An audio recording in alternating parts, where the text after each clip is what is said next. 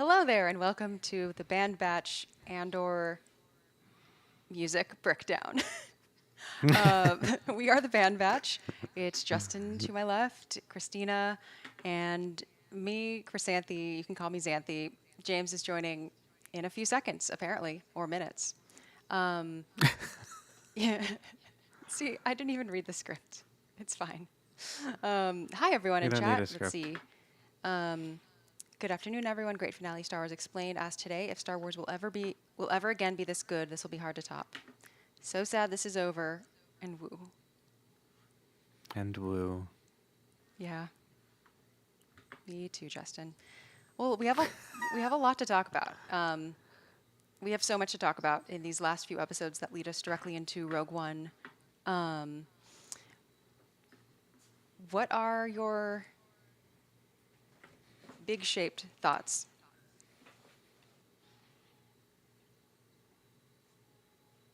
Lasting impressions, maybe.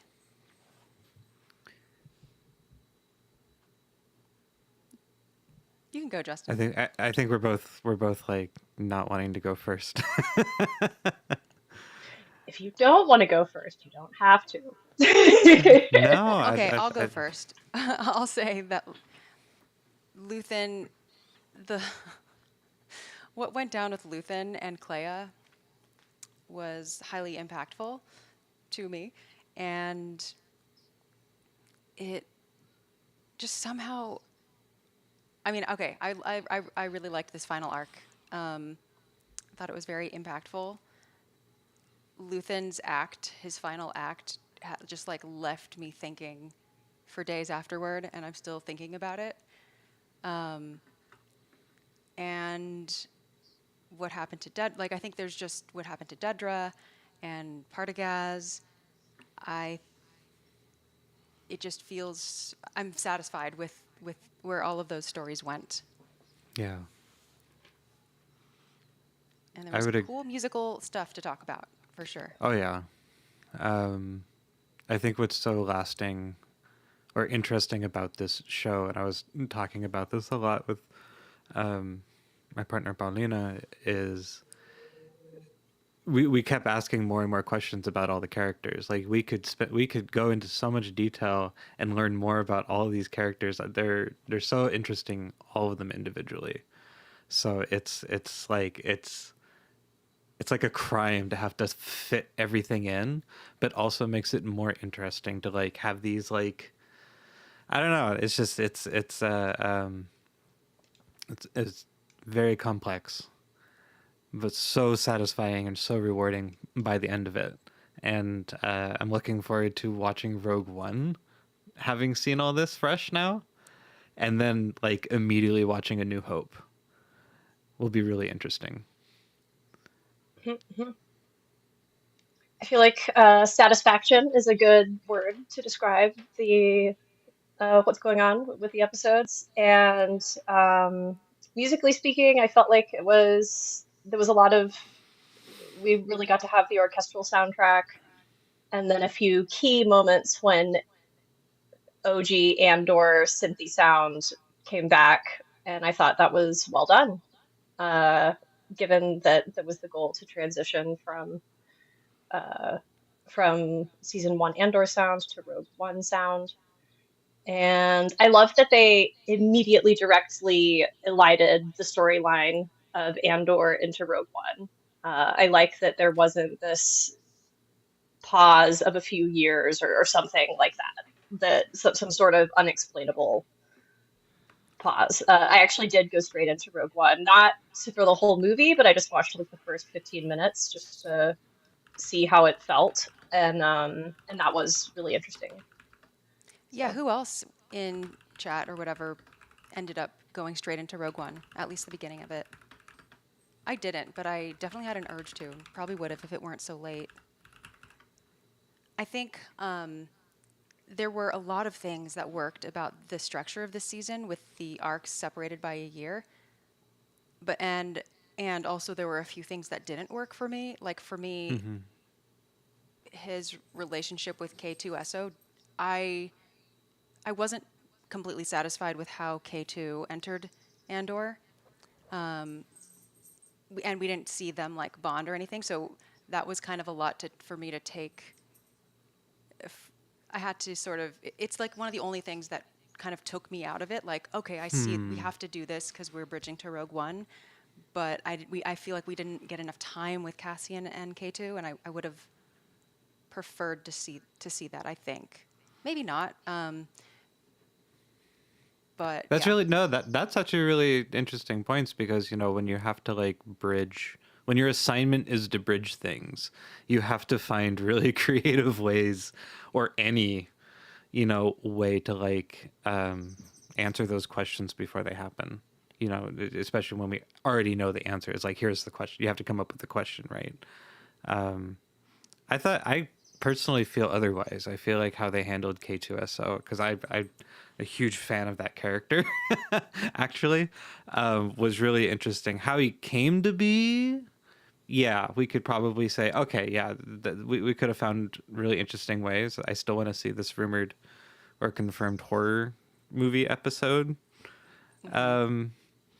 of what his origin could have been. But relationship wise, he was always, I think the fact that Cassian isn't like befriending him is so telling. And especially of the relationship even in Rogue One, it kind of explains it a little bit more. Like, Cassian won't befriend him. I think he's too attached to B. He knows what happens. So he won't do it with K2SO, which is sad because you can see K2SO trying. Interesting. I think for me, K2SO only didn't work. I think if I Mm-hmm. already felt already had a fondness for K2SO, then it probably would have worked. And I think for me in Rogue One, K2SO never completely worked for me. It was fine. I think K2SO was fine. Like, having a droid is good. But I never loved K2SO like I have other droids.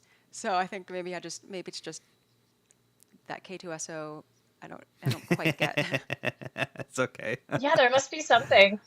Because I also feel like I was like, oh yeah, I really love the relationship that K2SO and Andor and what is their other friend? Melshi. Their friend Melshi. Melshi, Melshi, yes, yeah. and Melshi. Yeah, I liked seeing their friendship develop. Maybe I've played so many card games that I bring to my own world building, like some certain like the fact that they used playing cards as one of the primary activities to show the relationship developing. Maybe I put a lot of assumption in that wasn't actually portrayed.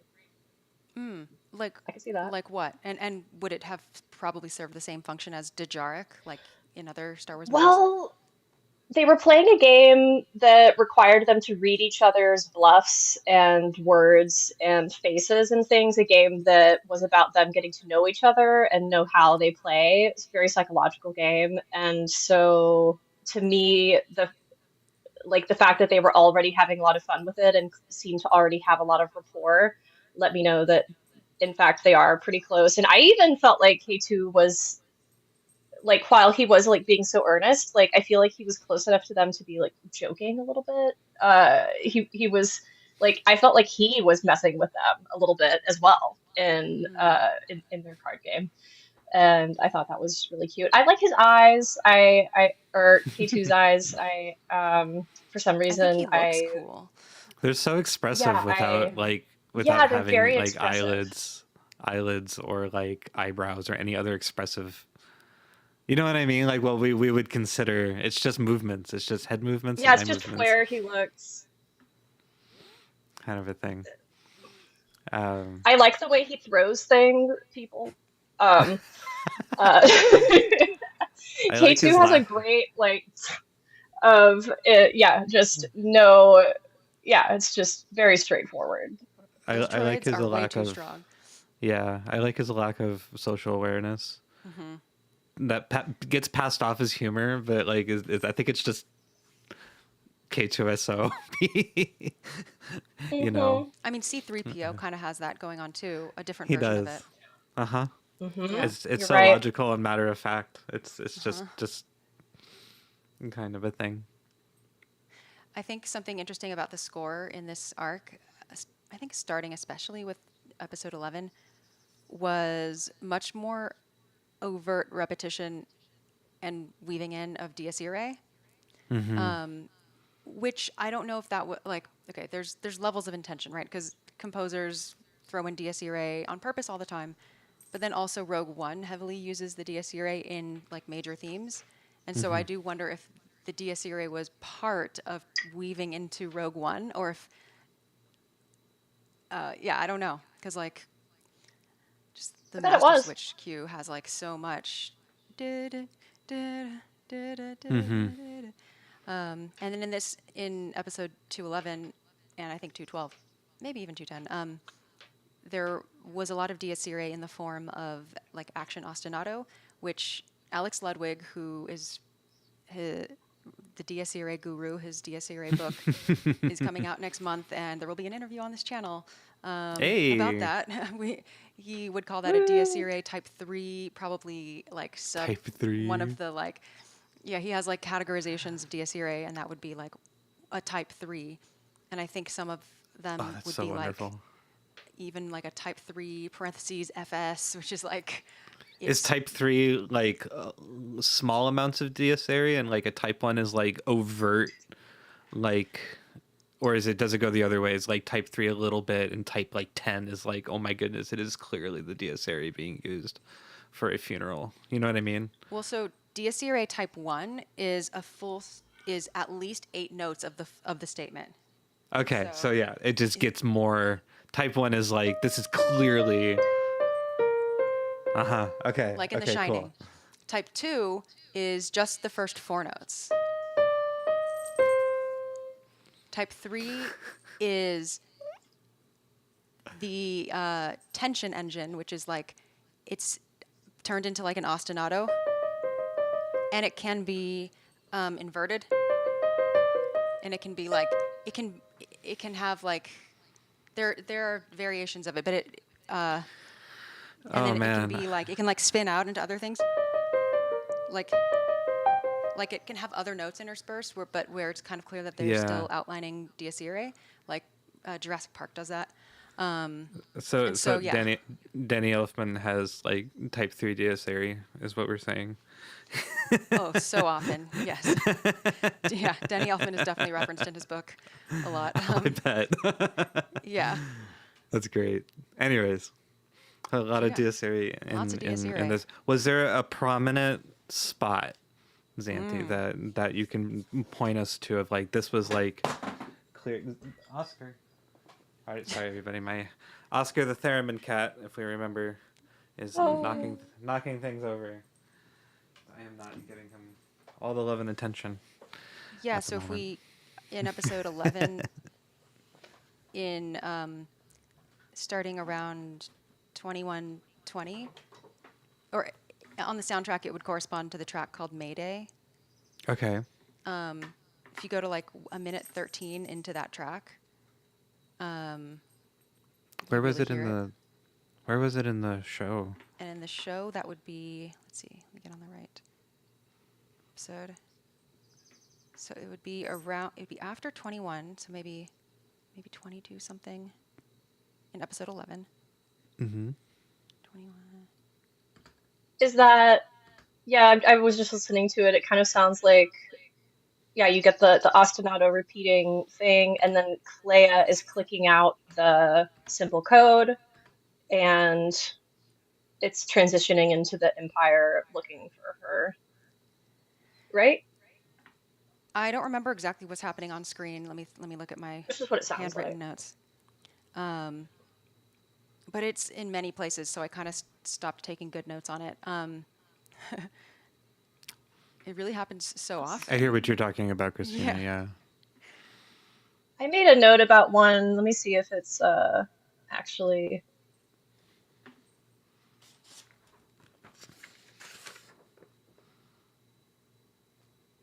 Oh, James is joining. We're talking about Dies Irae. Pretty on brand. Yeah. All hail Firefox. All hail our one true savior, Firefox, which is the only browser that liked my weapon apparently. So Oh, really? Oh, geez, Firefox. Get very it. odd. Yikes. Very odd. Old school. Hi everybody. Hi. Hi. Let's let's talk about death. Let's do Did it. you notice any Dies Irae? Would you say? Would you say Uh, episode? let me think. No. Where was there some Dies Irae? All over the place. Okay. Sweet. Let's talk about it. Yeah. So I'm proposing episode 12, It's a minute Gorman 12, 20-ish. Okay. 12:20ish of episode 11. Of 12. Yes. This is very 12-ish. This is Yes. 12, 12, 12, 12. 12 of 12. Yep. I think that counts. Mm-hmm. Well, it's an interesting version of it because it's like Well, do do do do. No, it's I guess it's.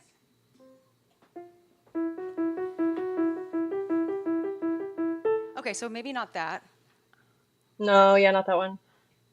If anyone in chat can spot one before we can, like I know around in 12 seconds into the track, Safe House Showdown, but then where is that in the show?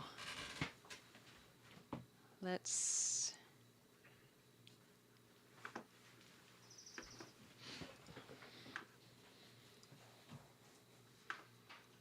I swear it's there. Okay. Dies Irae. Hints of Dies Irae I write around 16 minutes in. Gorminian chant. And then. Okay. Well, if one of us finds it during the stream, we can come back to it. It's like it felt so much that I thought I could just easily re-find it, which was very silly.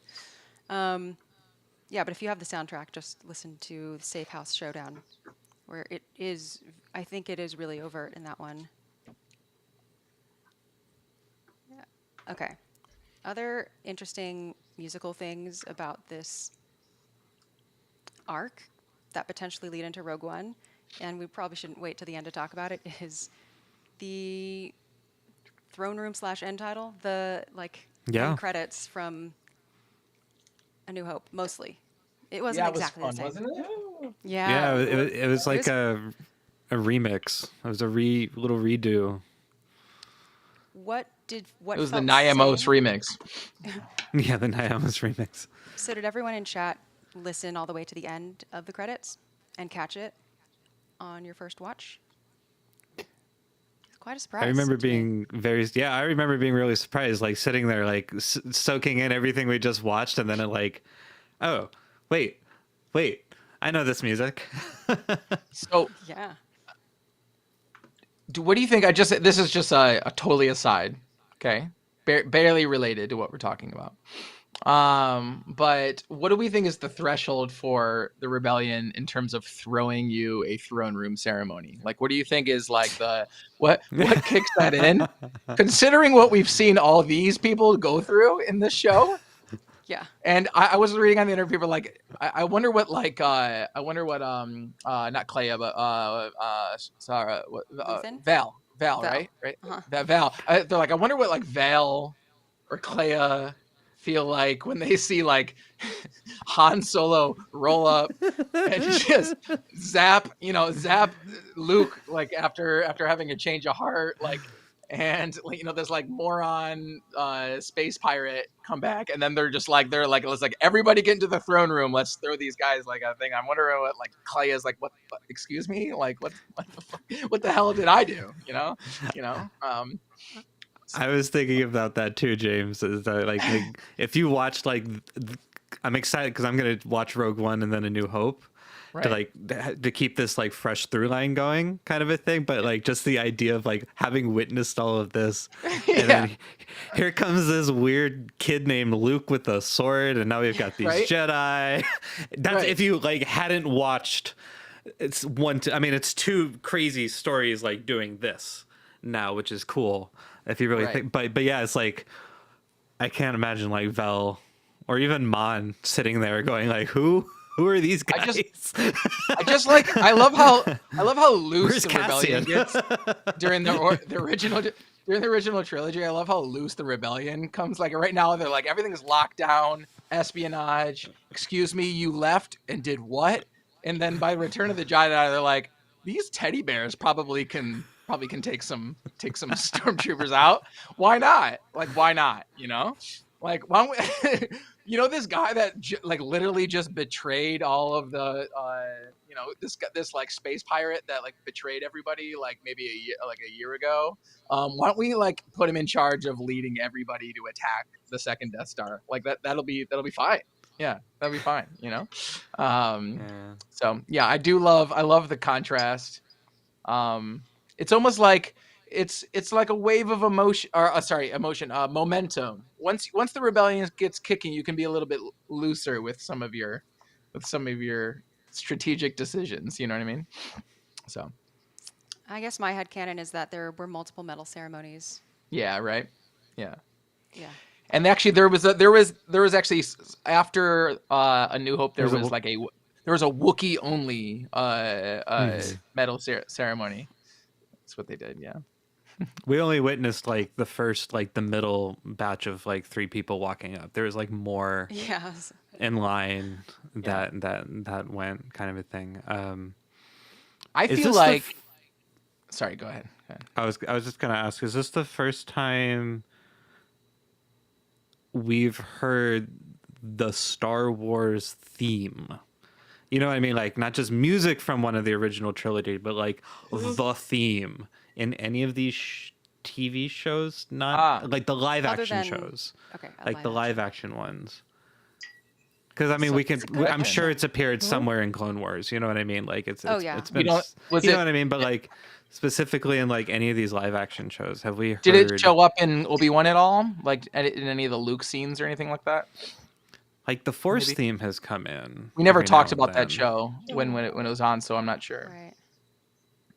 I don't know. Right? And certainly not in the credits, I don't think. Yeah, it was fun. It felt like I don't know, I had warm Star Wars feelings watching that. You know what I mean? Like I was just like, oh, this feels like I just finished watching a Star Wars movie. This is fun. Yeah. This is a familiar feeling. Yeah. Yeah, so specifically it was the part of the end credits that starts with the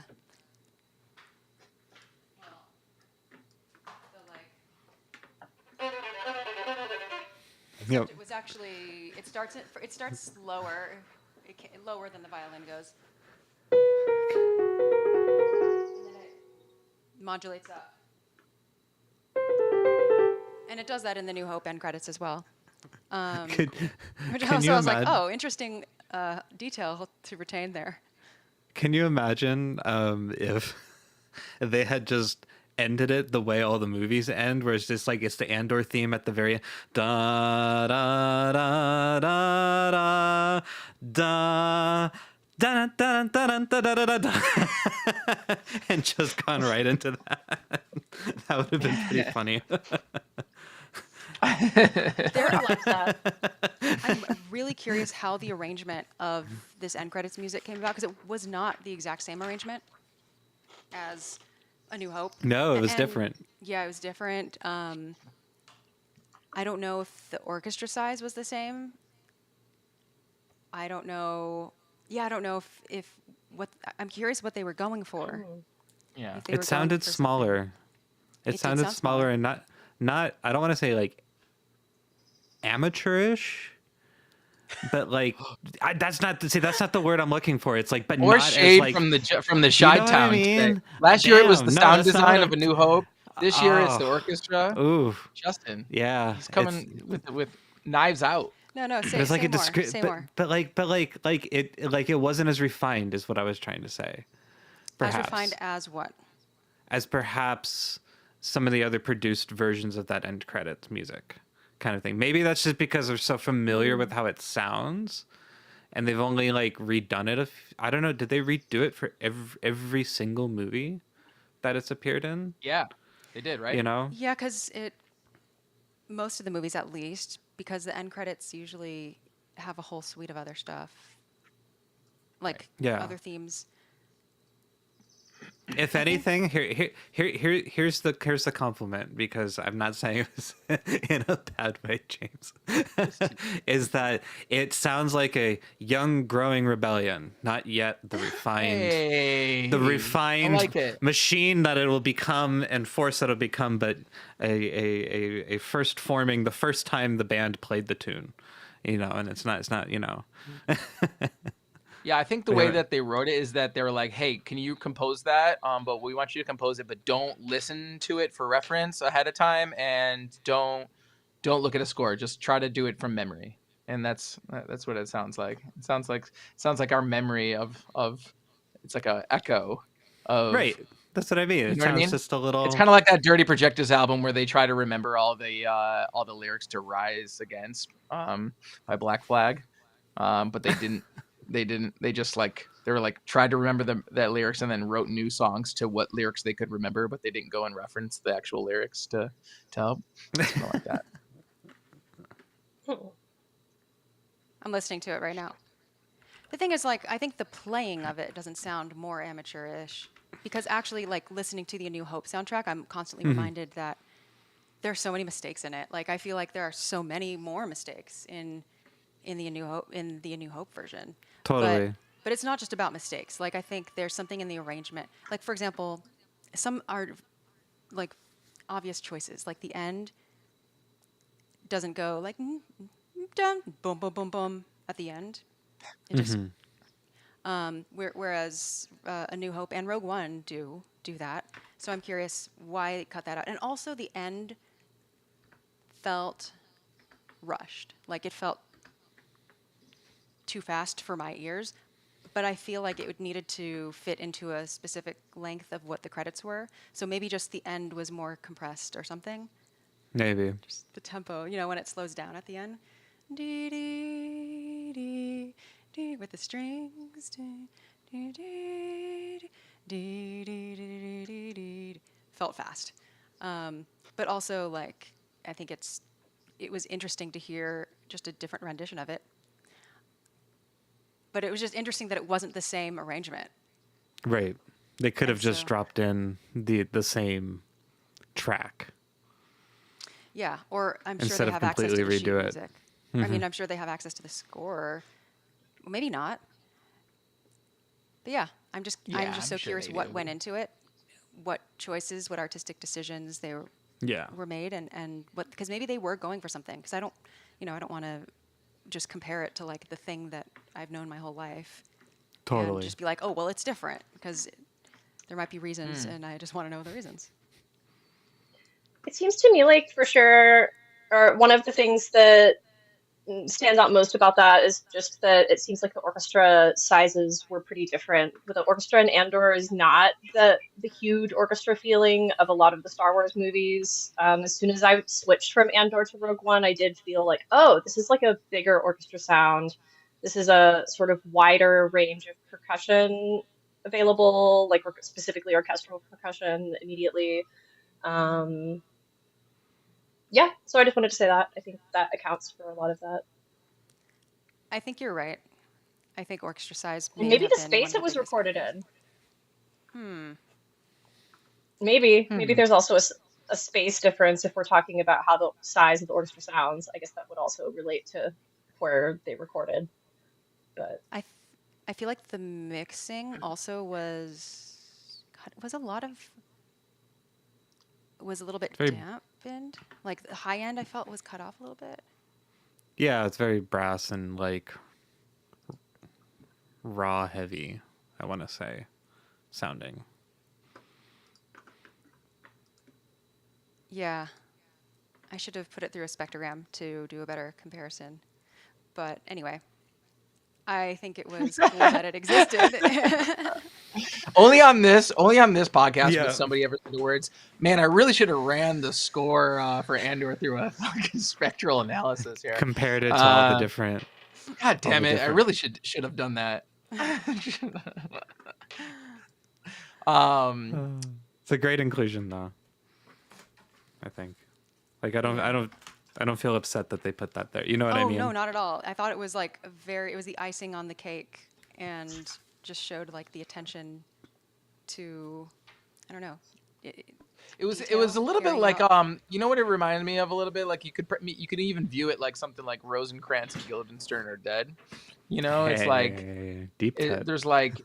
there's like it's almost like you're listening to the music of like what happens next in the story. You know what I mean? It's almost like it's you know how there's like these scenes in that play where there's like little bits of Hamlet that are like happening like in the other room, but like you're listening to Rosencrantz and Guildenstern, and like but you can like maybe overhear dialogue that's from Hamlet. It's kind of how I view it. It's almost like they shut the curtain on the story, and then behind the curtain is like Star Wars is happening, you know, and like we're listening to Star Wars, you know. It makes you kind of feel like, oh, that's about to happen next, you know. It's kind of fun. Yeah. Moving I mean, if you. backwards in time from the ending credits. Oh, you can go, Justin. Oh no, I was just gonna make a joke on that. Continue. Sorry about that. I killed okay. the timing of the joke. I'll add it to the chat. Please That's do. a good. That's good. But yeah, moving backwards in time from the ending credits, right before the ending credits, I caught a moment where we had the kind of Arvo Pärt-y sounding music that was from the Gorman Massacre. I feel like we had a sort of moment of that right before the credits started. That kind of bright, shining, open sounding thing, kind of maybe not shining, bright and sad. Uh, Do you mean the like when we see Bix holding the baby, or do you mean right after that? Oh no, sorry. I guess that's the I last it's thing is Bix holding the definitely baby. it's definitely very shortly. My note right before this is about Bix in the field. So yeah, I Mhm. feel like I feel like they did the same thing where they did like an overexposed shot of someone, and then they also did the kind of overexposed sounding music. I didn't write a timestamp though for that. Sorry. Are you referring to like the Andor theme kind of just on a loop, the kind of growing, you know, we're doing the four chords with like the strings are like ding ding ding ding ding ding ding ding ding ding Like the ding ding. ending. Yeah. Like during the whole montage. Yeah, yeah. Mm-hmm. Essentially, there was just like a montage of Is that checking what to you're see talking every about? character and where they are. There's that, and then I feel like it culminated in this kind of ying Like kind the of chord that kind thing. of rang out for a little bit. Yeah, I felt that was very Gorman Massacre. Oh, interesting. Hmm.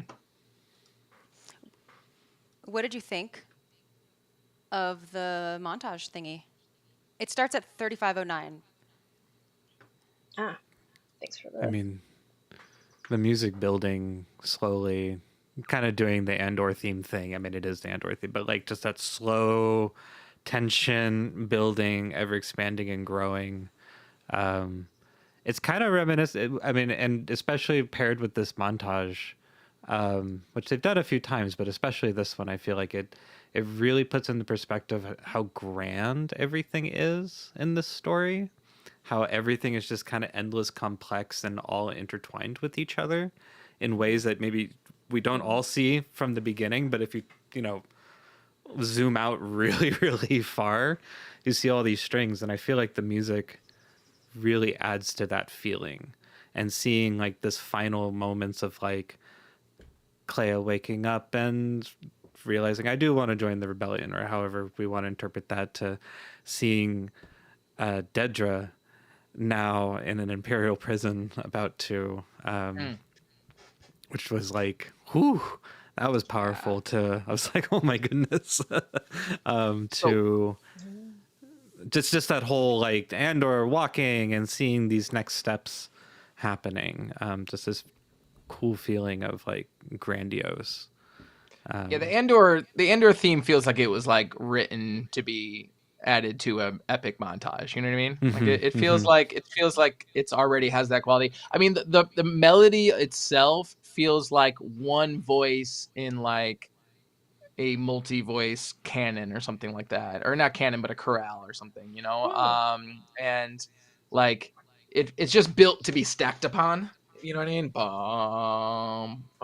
Ba-da. You just like put a harmony on that, put a harmony on that, add more stuff on Yeah. it. It's like built to be built upon, Yeah.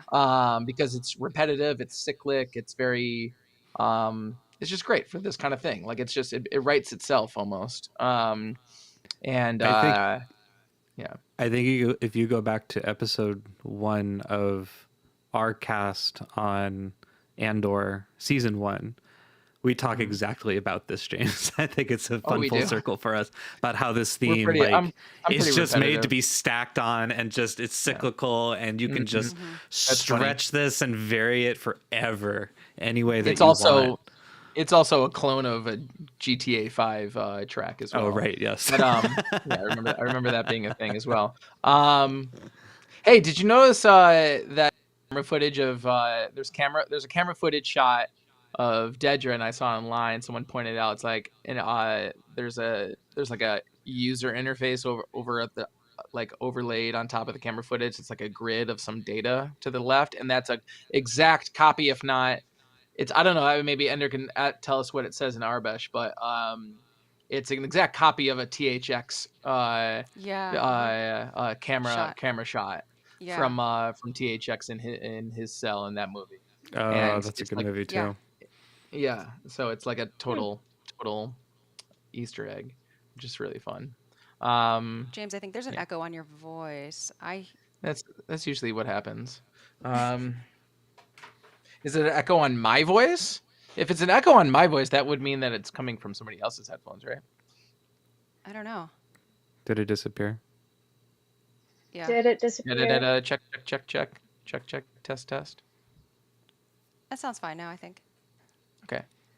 I think regarding the like kind of the chord loop that lasts, 3-4 minutes, I think a show has to earn moments like doing that, and so I think it felt like an earned moment because Yeah. it's easy to overdo that, and so you want to save that like rousing montage chord loop just building for minutes. You want to save that for an impactful moment, and I think it was saved for the right moment here.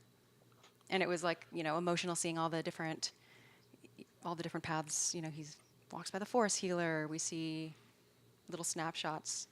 Um, I do We think see Saw in his Saw. window. We see Krennic looking out at the Krennic Death gazing at the Death Star. Star. Yeah. KS2 saying there's a rumor we have a flight plan. Sorry. You know what it reminded me of? The ending of Donnie Ron's Darko. husband. Oh, yeah. Do you remember this movie? Yes. Yeah. Do you remember at the end where they're showing what all the like, what's about to happen? Or spoiler alert for Donnie Darko. Sorry, it's a little bit. Sorry if you haven't seen that movie by now. You will I'll put my never hand- ever see it. I'll put my hand over the microphone or over the camera when the spoiler's done. Okay. Start. So yeah, at the end, Donnie Darko goes back in time, and basically decides to accept his fate and therefore trigger the events of the whole movie.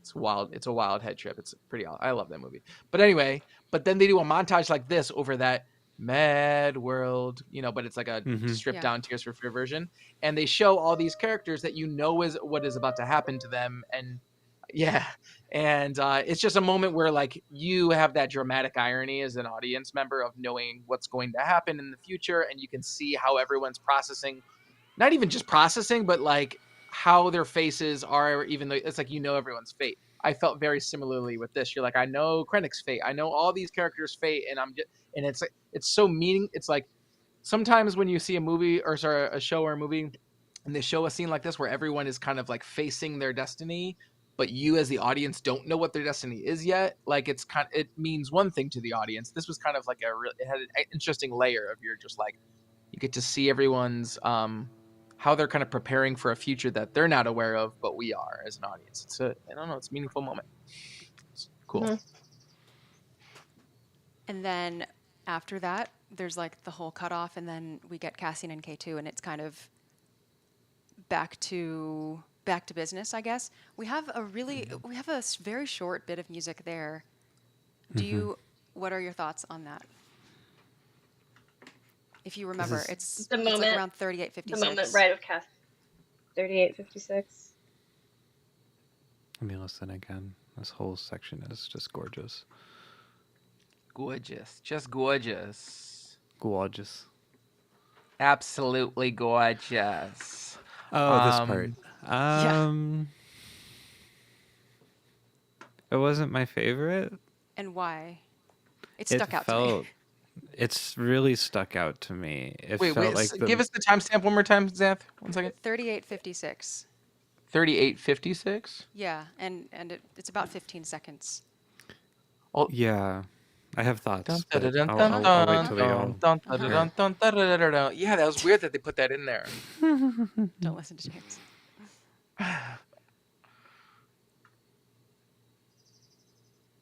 And this bit wasn't on the soundtrack either. Really? Yeah. All right, Maybe they let me didn't like it listen to either. It's coming up. Or maybe it was like last minute addition. Yeah, like, oh, we did this. We need this moment. You need to put something in right now. You have 5 minutes. It Yeah. felt 5 minutes. very. Yeah, it felt very. And now the end. It was a really strong cadence, right? The cadence It was. It was just very strong. Yeah, it stuck out the most. Uh-huh. I didn't know how to feel it, and I'm glad they redeemed themselves very quickly by what comes after that. Yeah. Like if that was the end, I would have felt very weird. But how they ended it after, like, okay, you're forgiven for that little bit of music there. It goes like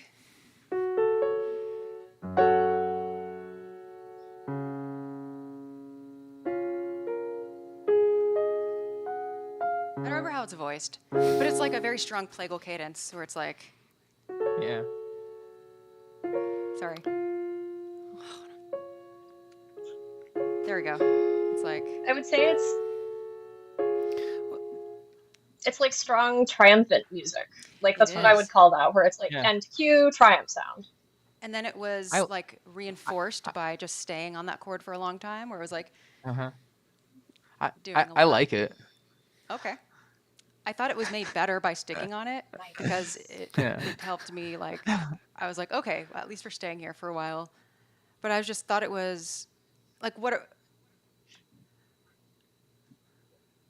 it hits that like highest note, which is like hitting an F sharp minor chord, that felt more like the end, and then it going down to a C sharp major chord, thus recontextualizing what the F sharp minor chord was. It felt like a surprisingly triumphant turn of phrase or turn of Yeah. harmony, and I'm curious if what they were trying to say with that, if anything. But it definitely shook me. To James's, I liked it. I'm going to quote Partagatz from season 1. Thesis, please. I'm messing with you. Partagatz. No, but I want to know your reasons, James. I don't know. It's it's nice. There is like I mean, if we're looking for connections here and sleuthing to see what connection there could be, one of the main themes of these episodes was we lose, we lose, we lose, but we're playing to win. And in order to win, you have to lose lots of times before. So they could have been trying to make some kind of win thing, something that makes you think about winning. I don't know. That's one. Like maybe there was some connection to that. That's what comes to mind. I think maybe my K2SO thoughts are wrapped up in this, maybe, where maybe I felt like, oh, maybe they're trying to make me feel a triumphant way about Andor, Cassian, and K2 going off together, but I hadn't been won over by their relationship yet to begin with. So I was sort of like, oh, no, I'm not ready for that. I don't know. It could also have just been Also, like maybe end of series. I don't know. this was also their first sanctioned mission that they were allowed to go on. So maybe they were trying to make a point of like the rebellion allowed them, like the sort of bureaucratic wing of the rebellion actually let them go on this mission. Didn't it? That was the one, the only one when he went to go see what was up with his contact that keeps being worried. Um, yeah, I don't Yeah, know. That maybe he that's it. seems to have a habit of just taking unplanned missions places, so it's not surprising that Rogue One happens when he goes on an unplanned mission and steals a ship with Jin. Um, you'd think they'd stop letting him fly at some point. They tried. They did. All I right, think so I think my take is like very that Wedding Crashers quote for this particular section where he I don't know remember which that quote scene you're where he's thinking of. so they're talking to the divorced couple because they're like divorce lawyers, right? And they're just trying to get the couple to remember the like the nice things about their wedding that they had, and he's like, was there a band at the wedding? And they're like, yeah. And they're like, was it a great band? It's a bad band? It's like pizza. It's good no matter what. There's music in the air. That's kind of how I feel about this section. I'm just like, fuck it, man. Andor's over and it was awesome. There's music, man. I don't care. I don't care what it sounds like. It's fucking great. So that's kind of how I feel about this moment. So In these there's episodes, I my feel like that Yavin theme really blossomed. Not that it like Hmm. developed a lot, but I feel like it was much more. It made its presence much more known, and it started to feel like really comforting to hear. Like just really Well, beautiful at times. and it was really, really cool Mm. how whenever we were on Yavin, there was a clear shift in the music. Like that became like one of the big connective like shifting tissues of the music change, right? It's like with anything with Clea and still on Coruscant was still like this espionage, synth-driven stuff. But every time we went back to Yavin or we're dealing with those characters, we get the theme, we get that orchestral feel. We start going back. snare drum as well. We get like some military type music as Mm-hmm. well.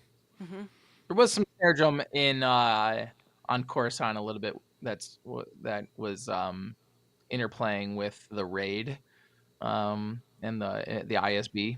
There's like a snare drum Austin. No, it's not really Austin. Now it's just like a thematic motif. In which Um, episode? I think it was the middle episode. Better known by its other name as episode 10, 11, 11. That's what it's called.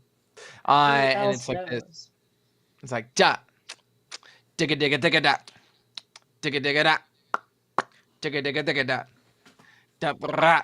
Yeah, it was like, and that was like the rhythmic constant throughout that whole sequence, and they kept bringing it back, whether it be in like the snare drum or in some of like the toms and some of that stuff. But otherwise, I would say like most of the orchestral, like kind of traditional percussion jump was mostly present on Yavin, like Justin was saying. It's like has that texture. I feel like over the episodes, Yavin has gone like it started kind of feeling intimidating, and it feels increasingly like home as more people go there, and now we have more music, and yeah, I really, I'm so glad that we got to see Yavin so much this season. It's cool. The sound design for Yavin was just great as well. We talked a little bit in the last week about like the bird sounds we were hearing and just like the forest jungle environment of that space. But even the rain, that whole rain sequence, thank goodness, it felt like real rain. I mean, like real rain, like actual water, not just CG water. You know what I mean? They were That's such good rain sounds. and it's also hard for me sometimes to like see. I have to like see the rain and hear it for me to like associate the two together, because like as I always mention, I go back and listen to these episodes just with headphones. So during this section, all I can hear is frying bacon, which is like the common sound design technique for rain.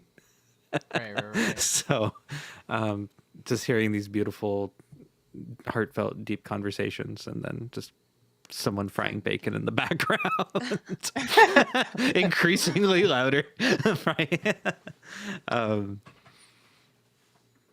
Fascinating.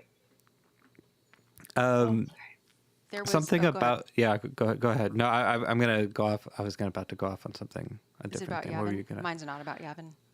Mine's not about Yavin either. Okay. What I was going to mention though, at least on this subject, is there's got to be like props given to like the sound design team, not just for like the bleepity bloopity sounds and stuff like that, but just the environmental sounds throughout this whole show.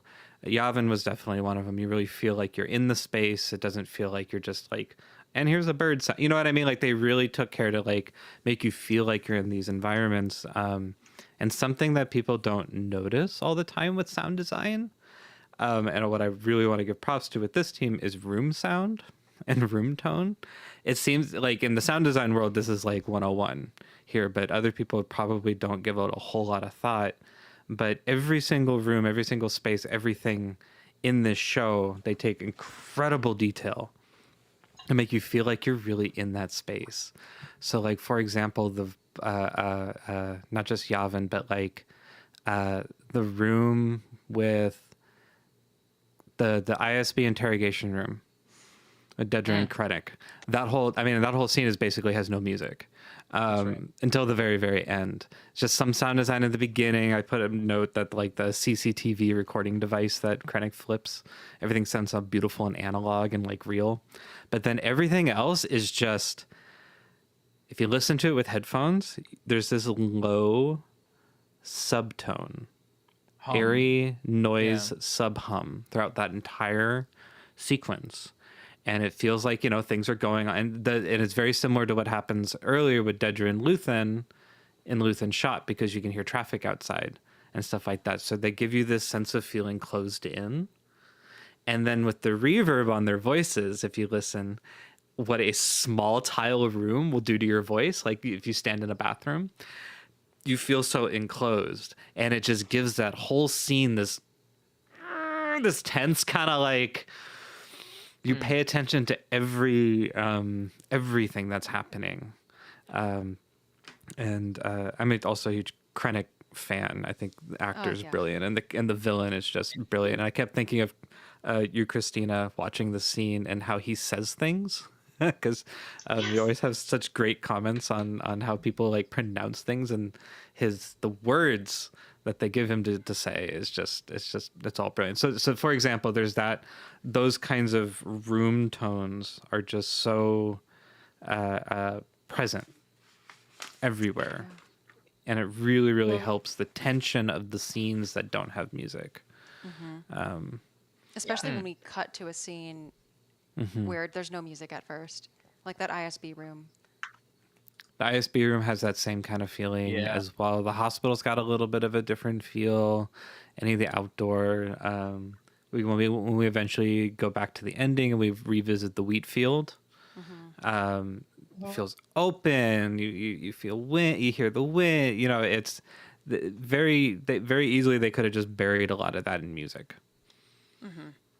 Is what I'm trying to say. And even though we had a strong sense of music happening in a lot of these scenes, or a lack of being the choice, damn,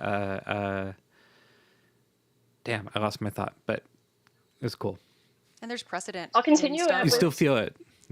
Oh, continue. Yeah, Christina. Yeah, like I like in the part where Clea is sort of rescuing Luthen, it like there was really high intense music while she's infiltrating the wing, but then when she gets in there to that room, the music gets a lot more. The music, instead of being at the forefront, takes kind of a partnership with the sound design, and it's like Luthen's vital signs monitor thing making sounds, and the clickety click of the breathing machine moving, and the music Yeah. makes so much space for that. And then the vital signs pitch had a lot of pitch going on. It, it was like Yeah, it's like beep, beep, 46. I wrote beep, this beep. one down too. 4206 for people that want to on episode 10. They it's just like a descending sine tone, wasn't it? Yeah. Christina? Boo, Yeah, I think so. boo, boo. Which is a fun, reference to how we Yep. do it on Earth here. Mm-hmm. Boop, boop, boop, which is a steady tone. See, that's I'll never stop saying this. The genius of this show is they reinvent things that don't need to be reinvented, but then they do it in such a way that it makes sense. Yeah. Like That- they didn't have to like change the tone of a heart rate monitor, but they did, and it makes sense. Yeah. A shout out to the lockers as well in the hospital. Like you didn't have to reinvent the locker, but you did, and it makes sense, and it's great. Yeah. The opening of the 10th episode had an incredible ambiance with all of the beeps. There's like Yeah. the Ferrex anvil, and then there's like a drone that's like on a low E, and then there's like upper pitched beeps that are like steadily going from like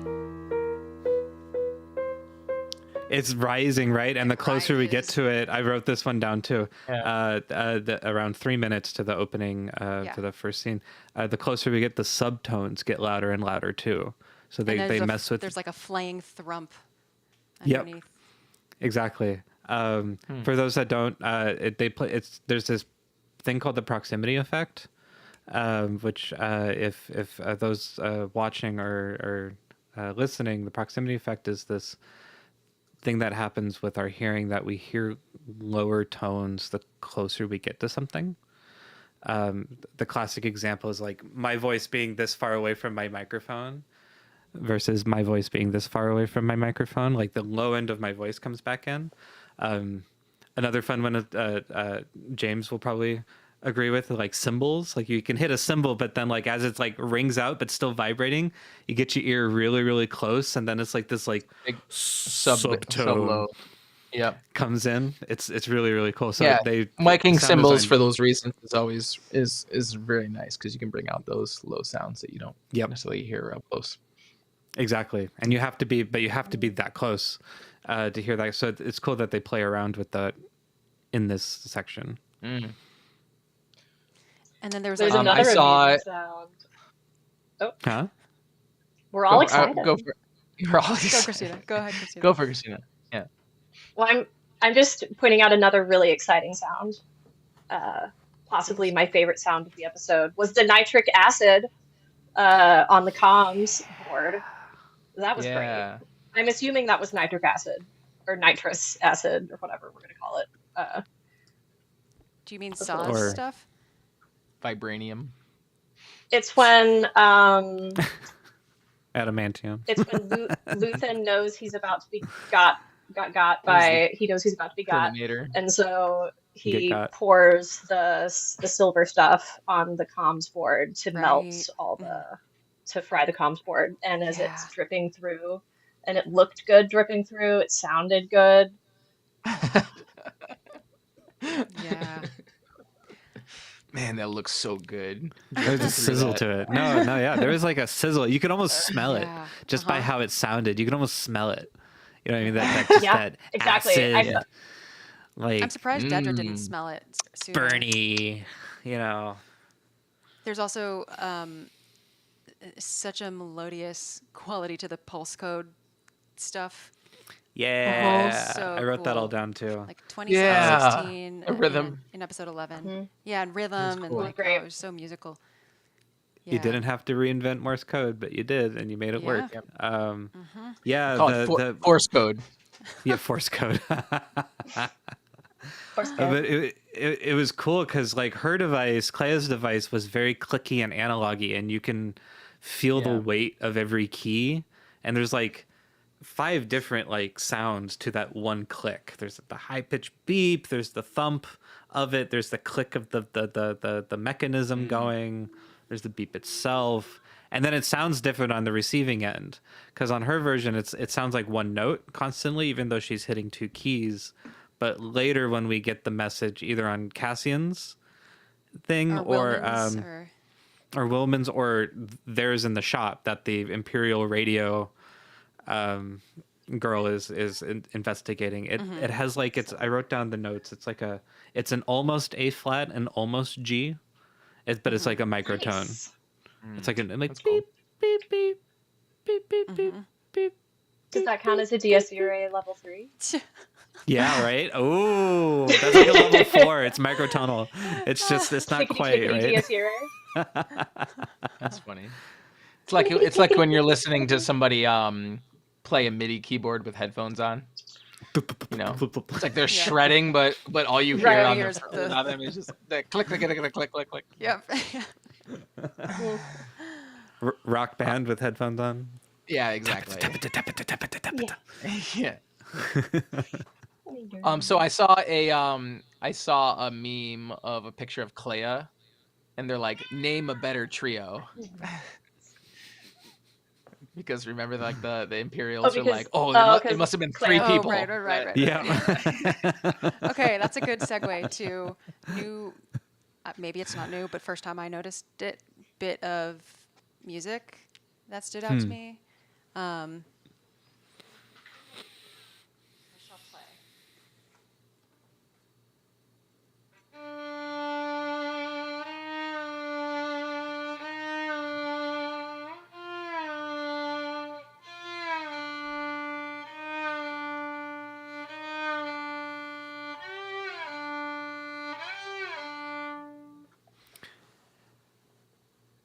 It was a lot.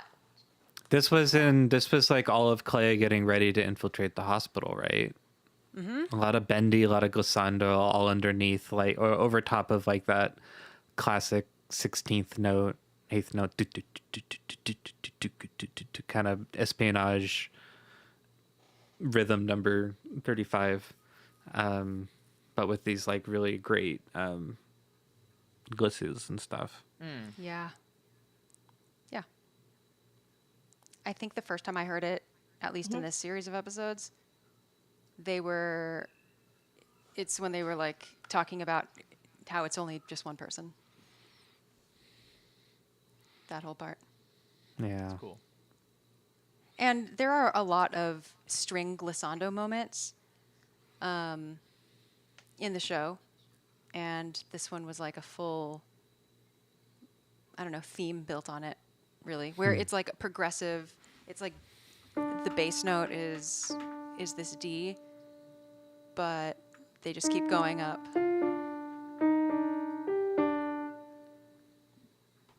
Just sliding to and from different notes. We don't think that was anywhere else. I don't really. I don't know. I don't feel. I've heard glissando things in previous episodes, but it didn't connect to me as being like a repeated thing until episode 11. It's like the main technique of this. One of the main writing techniques of this show is bending tones, whether it's a glissando or whether it's like a LFO oscillating pitch kind of a thing. It's all about bending. There's also this Bending Yeah, and whether slow it's part of- chords. Whether it's part of the soundtrack or the sound design, too. There's also this really big gliss from like.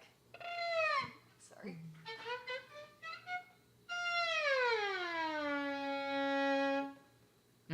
Like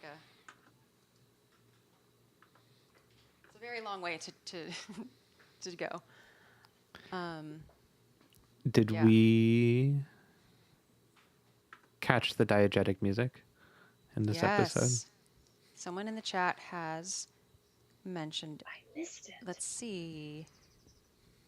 It's also one of. We almost did get another remix in these last batch of episodes. I didn't notice when I watched. Okay, I think are you referring to the elevator music? I'm referring to the elevator music. Yeah. Did it sound like Niamos to you? I have to go listen to it again because now I'm Because wondering if that's. it didn't to me. It It didn't didn't. jump out to me on first watch, but I've seen people. Is Like, that where say she's that got it's the ET Niamos? in the elevator? Yeah, Yes. it's Yes. great because the old lady says something and Claire just goes, "What?" Yeah. it's a great little Yeah. moment. Yeah. That's cute. And then I went Poor, back to try poor to listen ET to it. patient. I know. Yeah, she's. Justice for patient. She, she was a So cool this looking alien. I thought that was 30. nice on the 3150. Yeah. costume design. 3150. Yeah, I was about to say that. 3150. And then when I is went back to the- listen, I was in the car, so it was too soft for me to hear. So I never really got to check if it's Niamos. Let me hear. Yeah, it Oh, I can reminds me of see. you know what it reminds me of is Oh, I see. It reminds is. me of a Camino music a little bit. Oh, like in Bad Batch? Mm-hmm. It kind of sounds a little like Niamos, I guess. It's hard Yeah, to. because there's like, dee, you know, like the arpeggios. Like,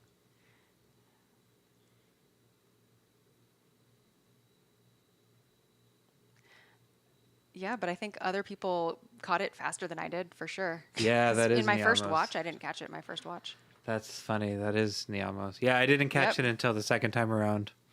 Ba-da-ya-dee-doo-doo-doo-doo-doo. No.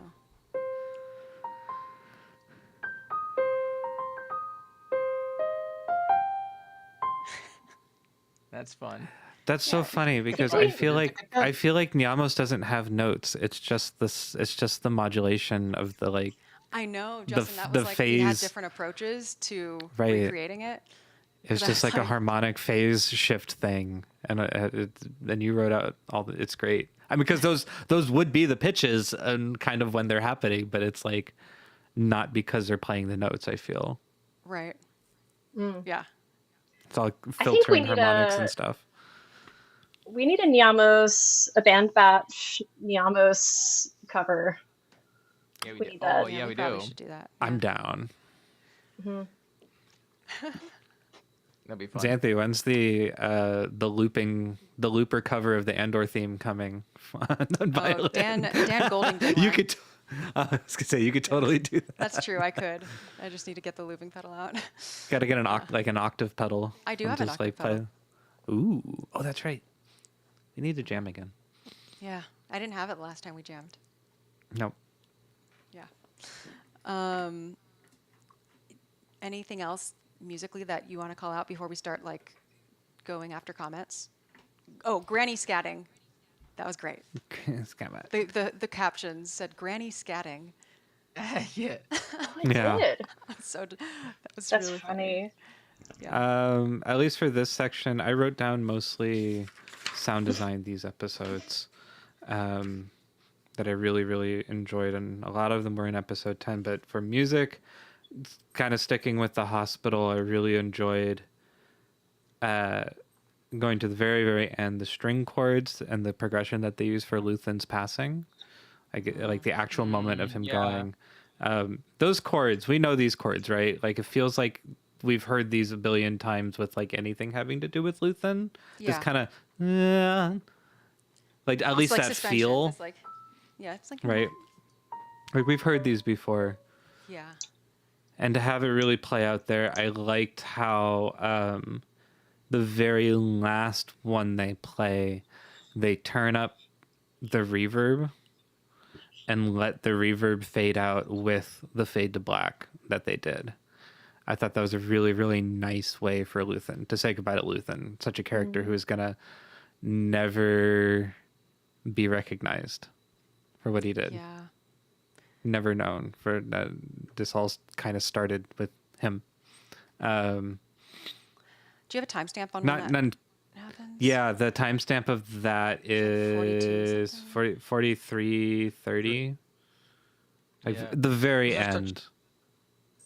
Such nice chords. That's such a nice I don't know, orchestration of just hairpins, you know. Hairpin strings is really beautiful. And then the Kind of want to write. I ending. kind of want to write something Yeah. like that. Beautiful. And then the Like, ending it's a music. nice trick. Yeah, the end credits music to this. We were talking about Arvo Pärt last week. The ending credits after this feels like another Arvo Pärt piece. Yeah. The Cantus for Memory of Benjamin Britten, which is just descending, just a descending A minor scale or something like that, layered on top of each other like strings. So I'm curious if John, if you are here or if you see this or listen to this, let us know if. He told me he won't be here live because he's in London working on a show. Oh. But he'll probably watch. But if you if you do hear this and watch this, I'm curious. We definitely asked about Parrot last week, but this felt like another solid nod to Yeah. that, to Arvo Parrot. I want to go back to what James said about the hairpins with the strings. Is so by hairpins you're referring to when there's a crescendo and a diminuendo, right? So so it's shaped Yep, like a yep. hairpin. What I'm hearing is just consecutive hairpin, like consecutive single crescendi. I'm hearing Crescendi. like.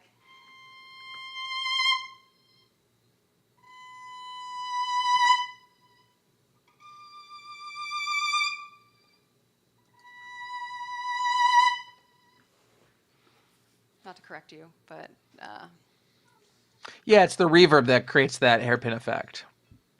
that's a good point. Here's the thing And about a also, hairpin. A hairpin is in fact, like a bobby pin. It's really just one thing. So I don't see why it depends the direction of the oh no, it multiple doesn't. hairpins.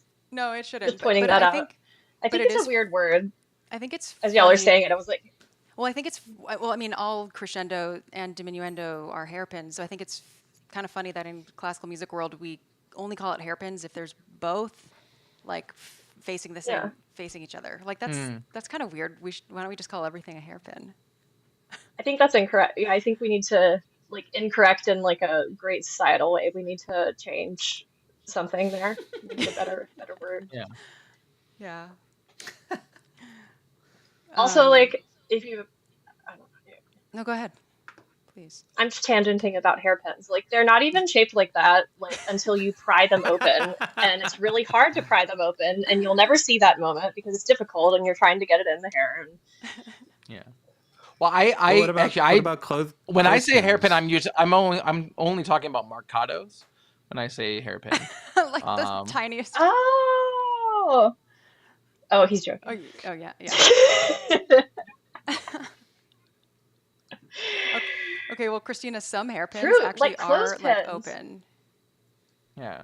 Like Yeah, by but that's default. not that big of. That's more of a U shape than a. I'm with you. I mean, look, maybe they just mean the tip. What about clothing pins? Well, actually, when I think actually when clothing I'm pin saying makes a lot of sense. when I say a hairpin, I'm only talking about when an up bow is being indicated. That's what I'm specifically talking about. It turns out there's a lot of things shaped like hairpins in music notation, it turns out. Yeah. Yep. Yeah. Different sizes. I guess back in the day when you were a composer, you were writing by candlelight and you were using the hairpin to make sure your hair did not fall on the flame. Those are, yeah, that's true. Yeah, But so still, maybe, none of them have remotely what I would call a crescendo or diminuendo I shape. know it's more like a nutcracker has like an axis point Ah, or nutcracker. some tool. I like Okay, that. anyway. Let's start that. Okay, nutcracker. Okay, another bit of music.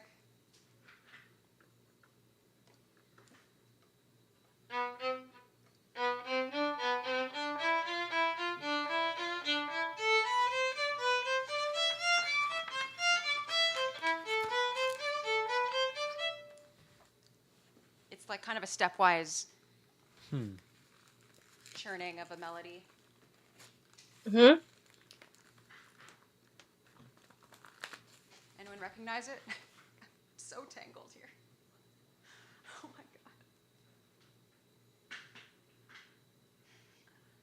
god. It's from episode 10. That does narrow it down a bit. I remember something like this when Luthen is being carried away on a stretcher. No. Right after he takes himself out and goes out like a boss.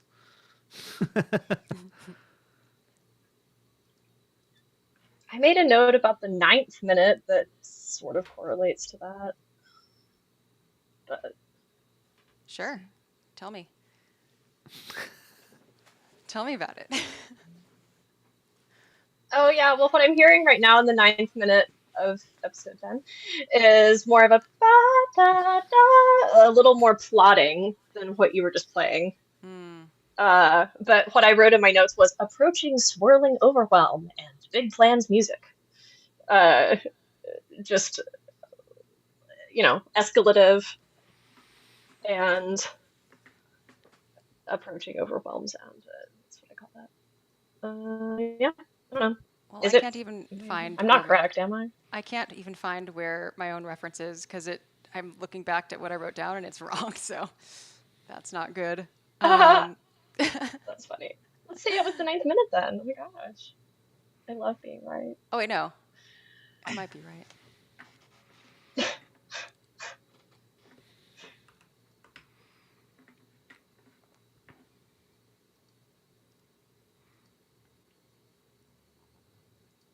No, it's not.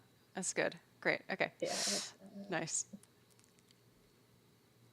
Well, it's in the I track. mean, We it made could. our choice. We made our choice. Yeah, And what's happening at that spot? that's a good question. Let's see. Yeah, that's not known. Man. I feel like we made our choice is Oh, that's right. in That's right. general about Clea and It is Luthen. about Clea and Luthen. Yeah. Yep. Yeah. It's in a flashback. It's young Clea being taught a lesson. When It- it's they're on Naboo and about to blow up the bridge. Mhm. And then, Yeah, that was kind of a fun moment Mm. that they were on Naboo that whole time, huh? Mm-hmm. Yeah, I think getting the Um, flashbacks and the backstory was very good. And you hear the same kind of chord textures, hairpins that we were talking about before when Clea and them are walking away from the bomb. You hear that? Mm-hmm. Yeah, I mean, in episode 10, Luthen's theme was like really the star. Yeah. I don't know why Well, I that didn't would make catch that they sense. were on Naboo.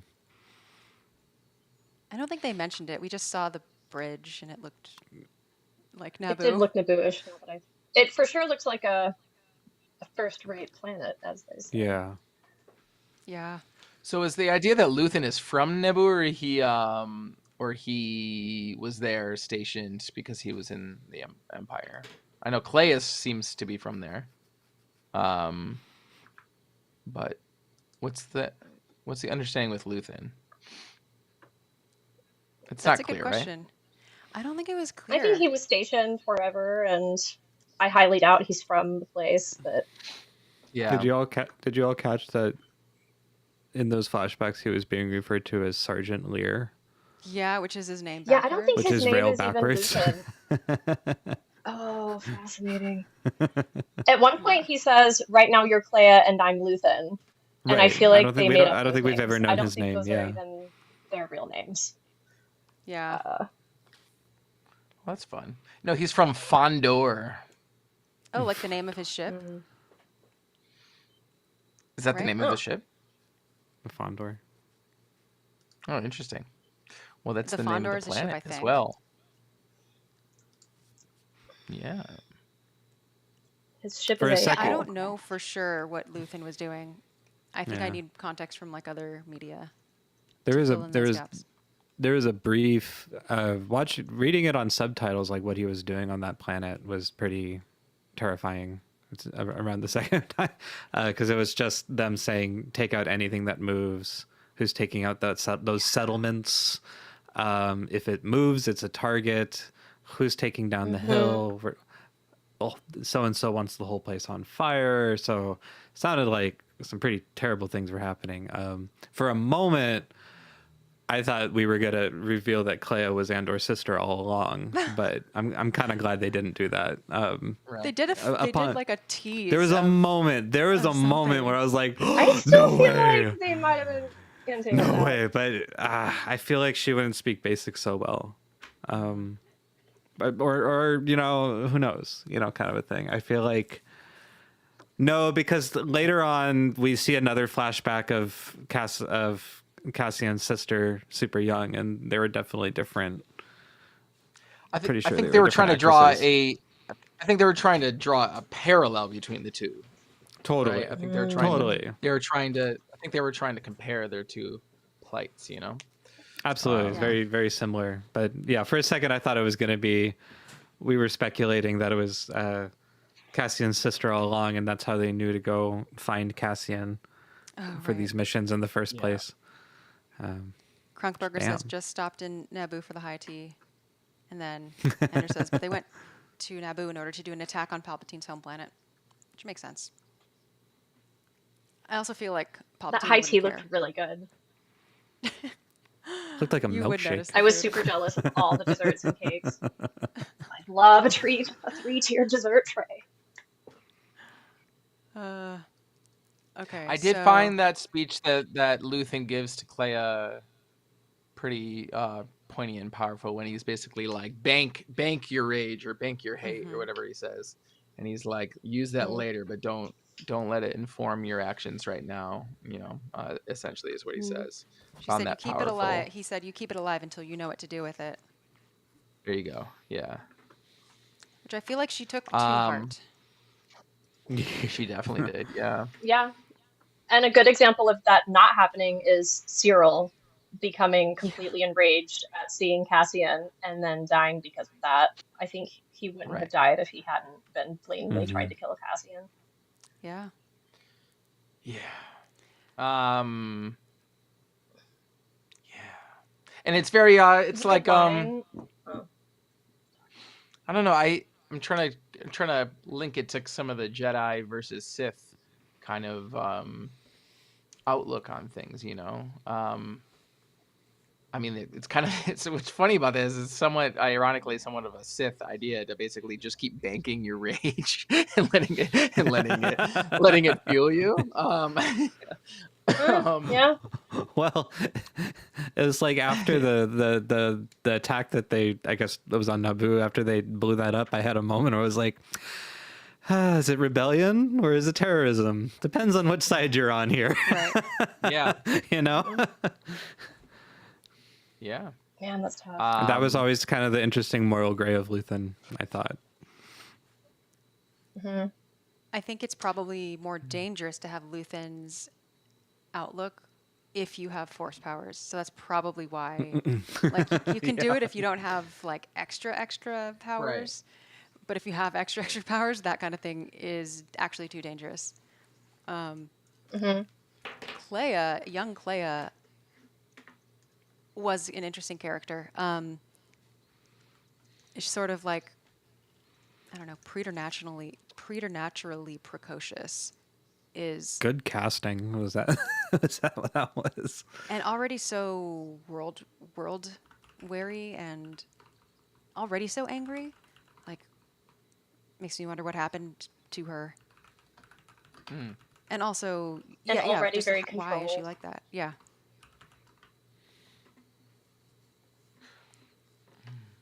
Yeah. And then at the beginning of episode 10, when they're kind of getting ready to do something, and at what point do you think they knew that Luthen was going to die?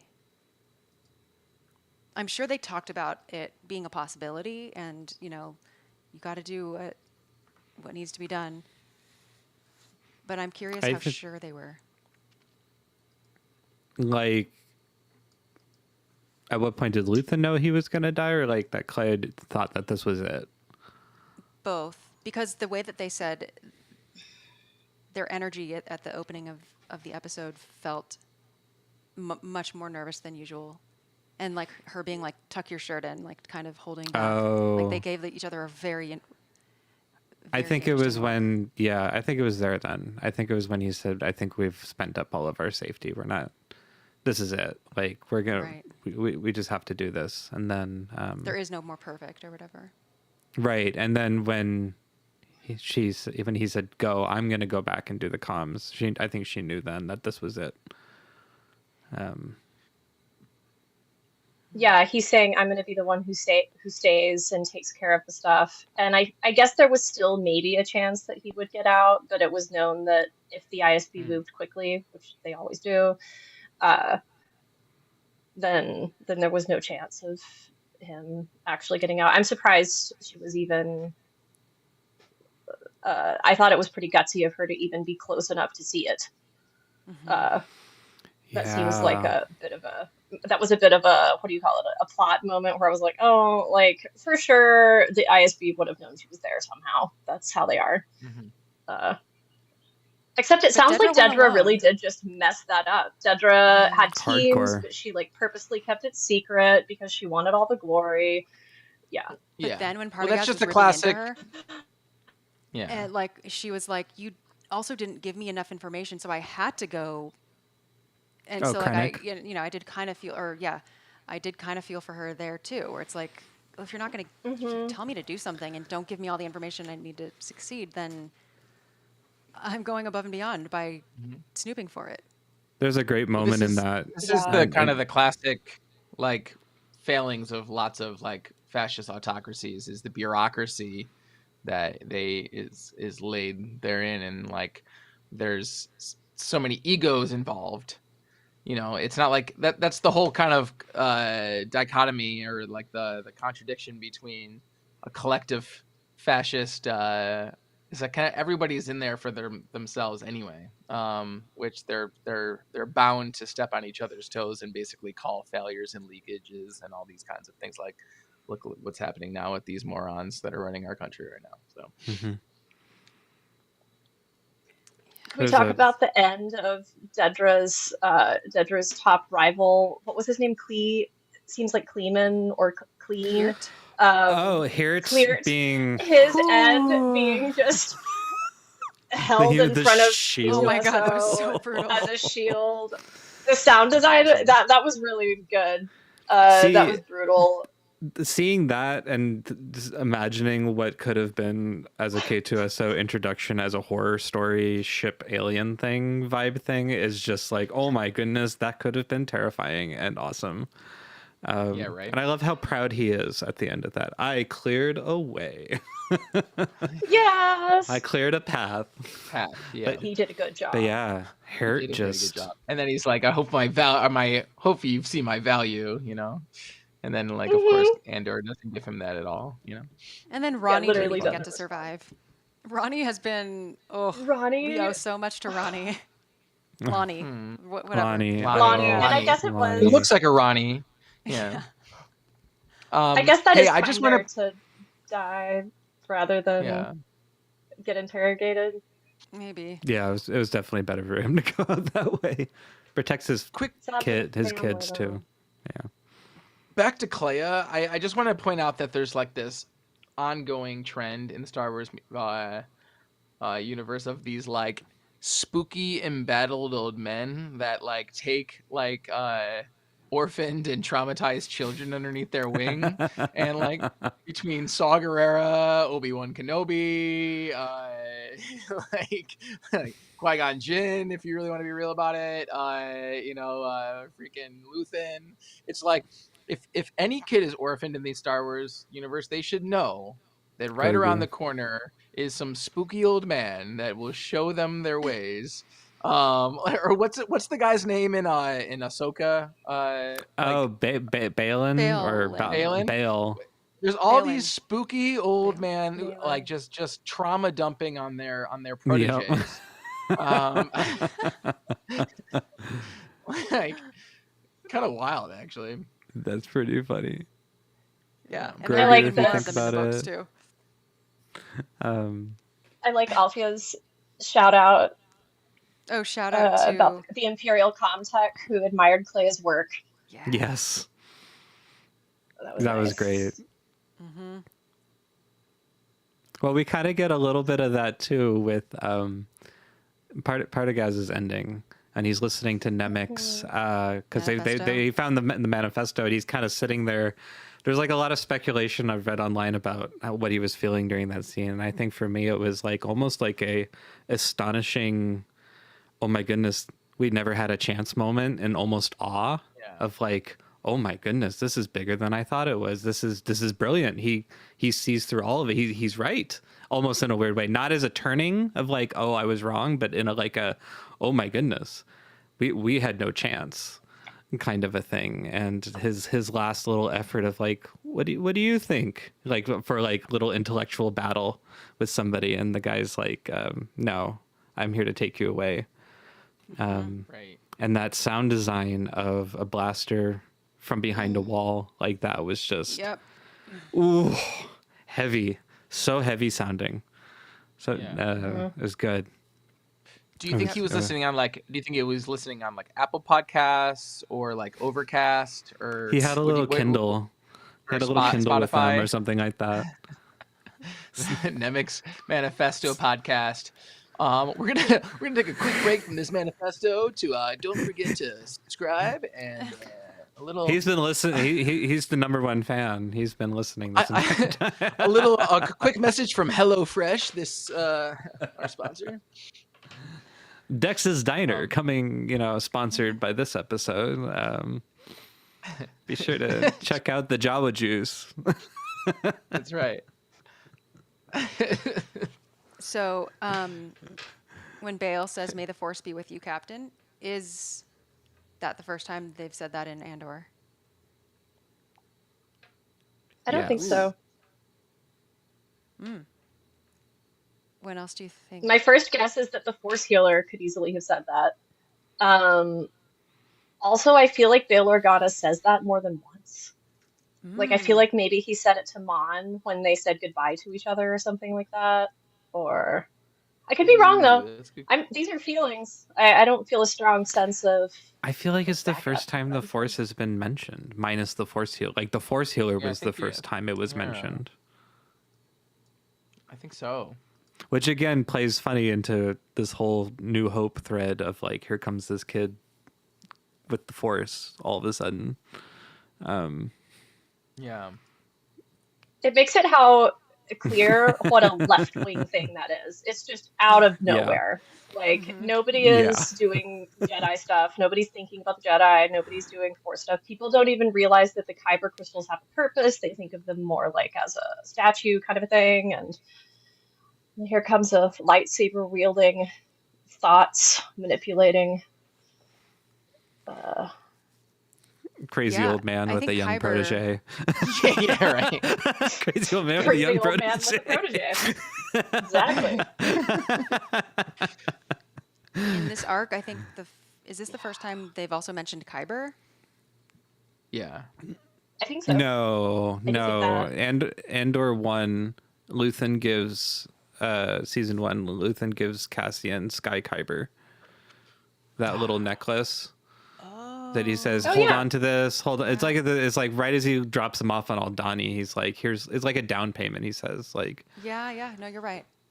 that's a whole weird little thread. And then he gets found out by the team, like, you've got Sky Kyber. Why are you trying to steal money? I mean, you got a whole bunch of money right here, basically. Right. I like to think that May the Force be with you is a Yavin thing because everyone is into the Force healer. Define into. I mean, I like how they treated the Force healer. I know this is going back to last week's, but they're kind of treated the Force healer a little bit like this Reiki healing vibe, kind of like pseudoscience-y, Some people swear by metaphysical. it. Yeah, some people swear by it, some people don't. A little bit of, kind of a thing. It's wild how quickly the presence of the Force or the Jedi was wiped out from the collective memory of like, what, one generation, 2 generations? Yeah. Kind of a thing. Well, who was I talking to? I think it might, or not, or like who was I reading from? I think it might have been Tony Gilroy, where he was saying like, no, actually, like this galaxy is like really, really big, and even though it's like so much attention and there's so many Jedi, etc., that still was like a drop in the bucket compared to most people's experience in terms of their familiarity with the Force. And it's like, I think it was Tony Guru that was saying this. It's like that's why like in most people's lives they were like they weren't coming across it, you know? Like If you weren't on Coruscant, I'm sure, yeah. right. Like I've been on But one side of this galaxy to the other, kid, and I've never seen anything to make me believe that there's one all-powerful force controlling everything. You know what I mean? Mm-hmm, mm-hmm. Yeah. Yeah, that makes me think, just from context, like I'm aware that monks exist on Earth, but I have not met one. Uh, so, Right. and that's just one planet. So the context of, yeah, I've from met the Meredith galactic Monk, point of view. but other than that, I haven't met Have any you other really? monks. Oh, Yeah. did you? The great monk herself. I think it's. That one with the spear? I'm curious how the Force Healer ended up on Yavin, and I think it's. I mean, it says something about. It says something about the collective of the rebels, I guess. Mm.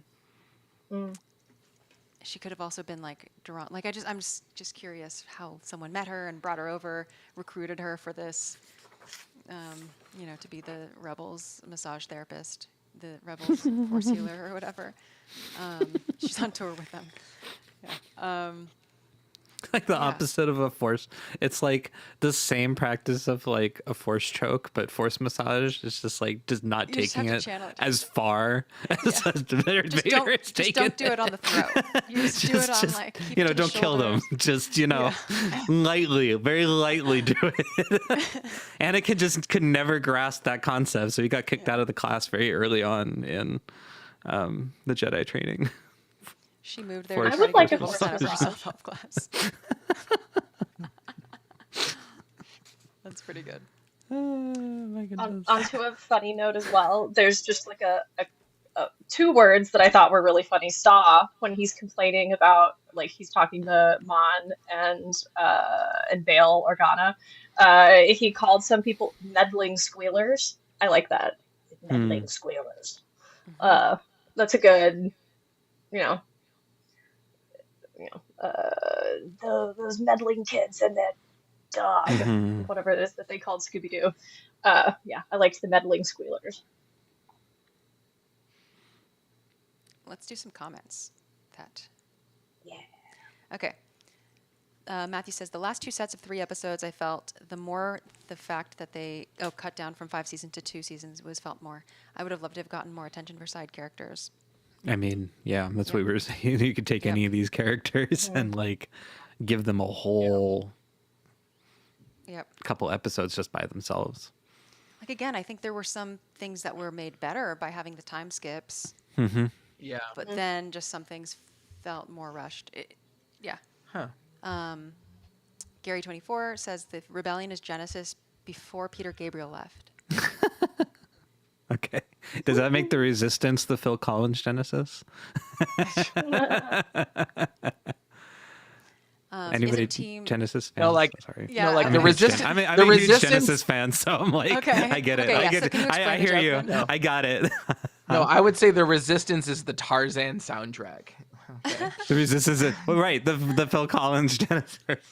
Phil Collins, if you know who Phil Collins is, sorry, this is for Xanthi. Phil Collins I do know was who the he is, but was the drummer for this band called Genesis, which Peter Gabriel was the original singer for. But then eventually Peter Gabriel, who's also a very successful artist, he left the group, and Phil Collins became the Genesis lead singer and drummer at the same time, kind of a thing.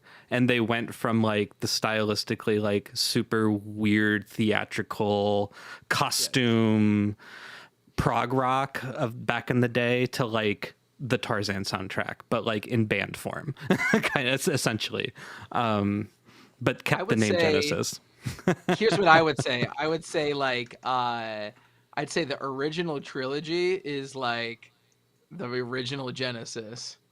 Yeah. And like Andor is like Peter Gabriel's So album.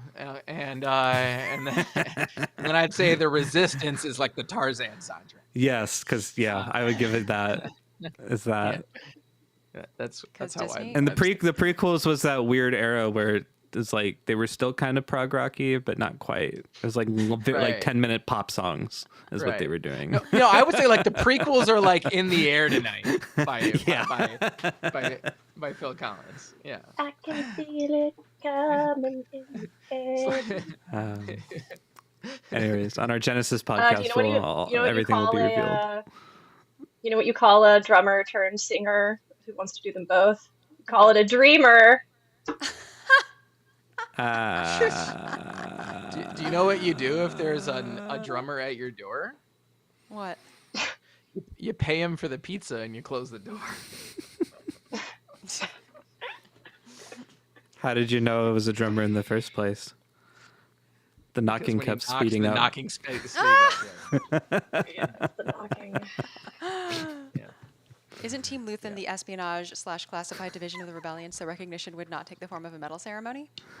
Yeah, probably. Well, right. That's what we're. usually Yeah, how that yeah. goes. Luthen would. No. Back to the end music, we have another vote in favor, I think. It was a show is over, but the story goes on type of moment, so the music was celebrating that. Yeah, I can see that. Mm-hmm.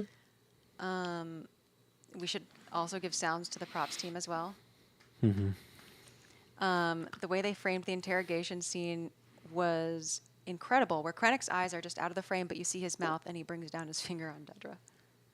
Oh, Ooh. yeah. Yeah. Can I comment one more thing about that scene real quick? I have in my notes. With the sound design, we're talking about the environment and like the lack of sound and music in that scene. There's a point, the moment when Krennic yells at Dedra and says, "You had the basically the audacity to go after Luthen Rail on your own." When he does that, there's like he like stamps his foot or something, but there's like a subwoofer force when he says "on your own," and there's like you feel like you actually have this sense of like almost like force power sounding of. Or he's At got her. the voice. Yeah, from Dune. Yep. Yep. Anyways, I just wanted to add that before we. That's Says, a good. my achievement. It's Um, not yours.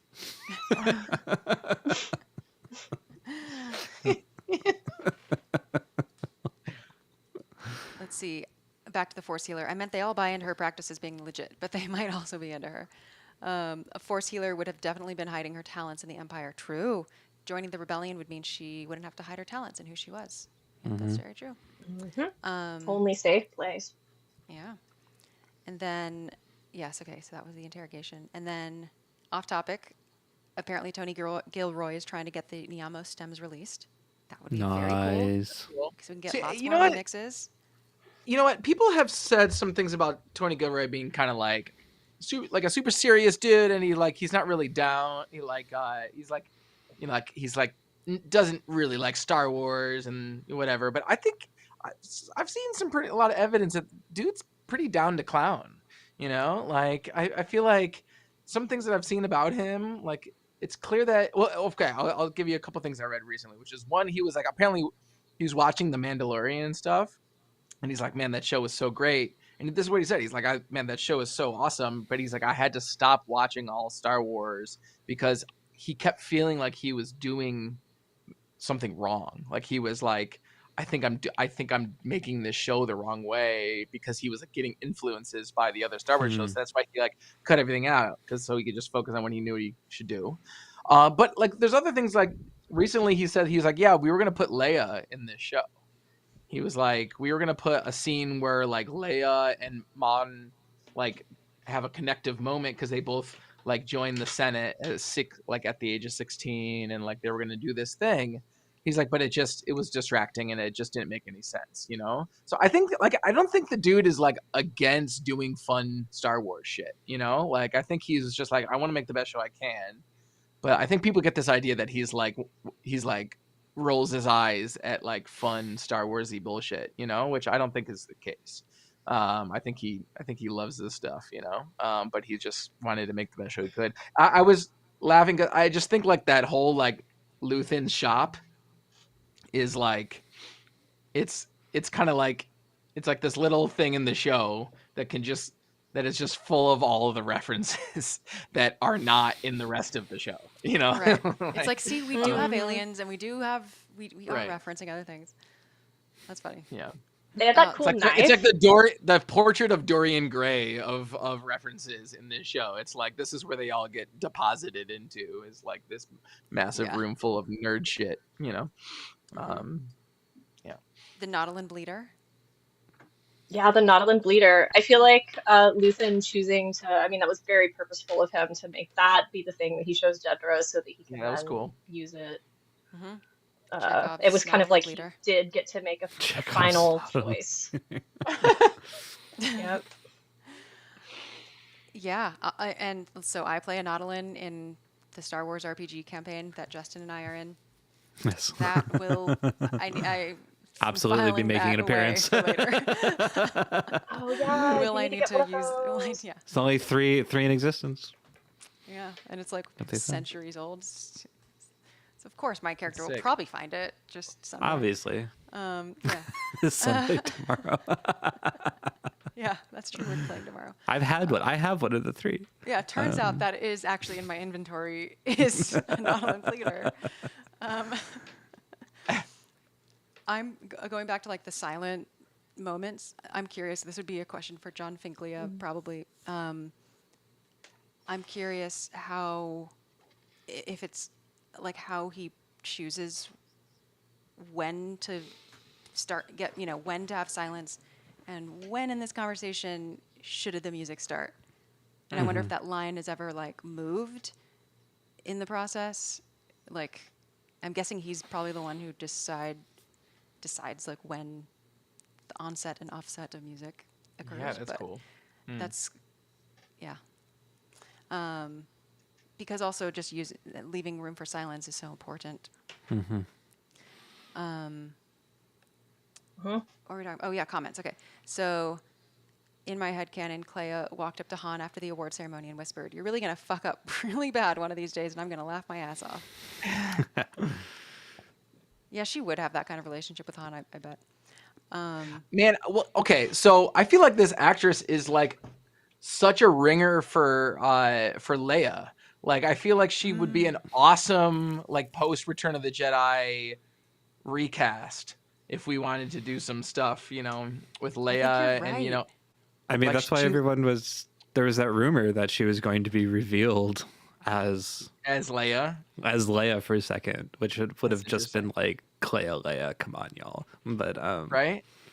Mhm. Yeah, she's awesome, and I would love to, and she's serious, but like also like has moments of softness, and I don't know. I think she would be awesome if we wanted to see like a really awesome, um, uh, yeah, to see Leia and man, I just think they should just give Tony Gilroy a blank check and be like, hey, you want to make a post Return of the Jedi like First Order espionage show, like all day. That'd be great. Man, I can't believe I never thought of the Leia connection, but you're so right. And Clea was just incredible. Like I loved her throughout the whole show, and in this arc, she was so broken and like in mourning, and she Yeah. went from being like always really like well done up and like perfectly presented to like just looking much more just undone by the end, and it was like Yeah. it was powerful to Yeah. see her transformation. it showed her how much she like relied on Luthen, despite Yeah. kind of always coming across as being the one in charge. Not in charge, but the one in like who's got everything in control. And Luthen was kind of like the one going off the rails. But the moment Luthen leaves, she falls apart. Yeah, and I know? heard that this was her first major acting role or something. Yep. Yeah. Which is Yeah. give her an Oscar or a Tony or a Emmy or whatever that is for. Give her all the awards. Give her a Grammy. Yes. all the awards. Give her an A Give her a Tony straight Gilroy Grammy. Give her a Gilroy. Give her a Gilroy. Give Um, yeah, so this was a good show.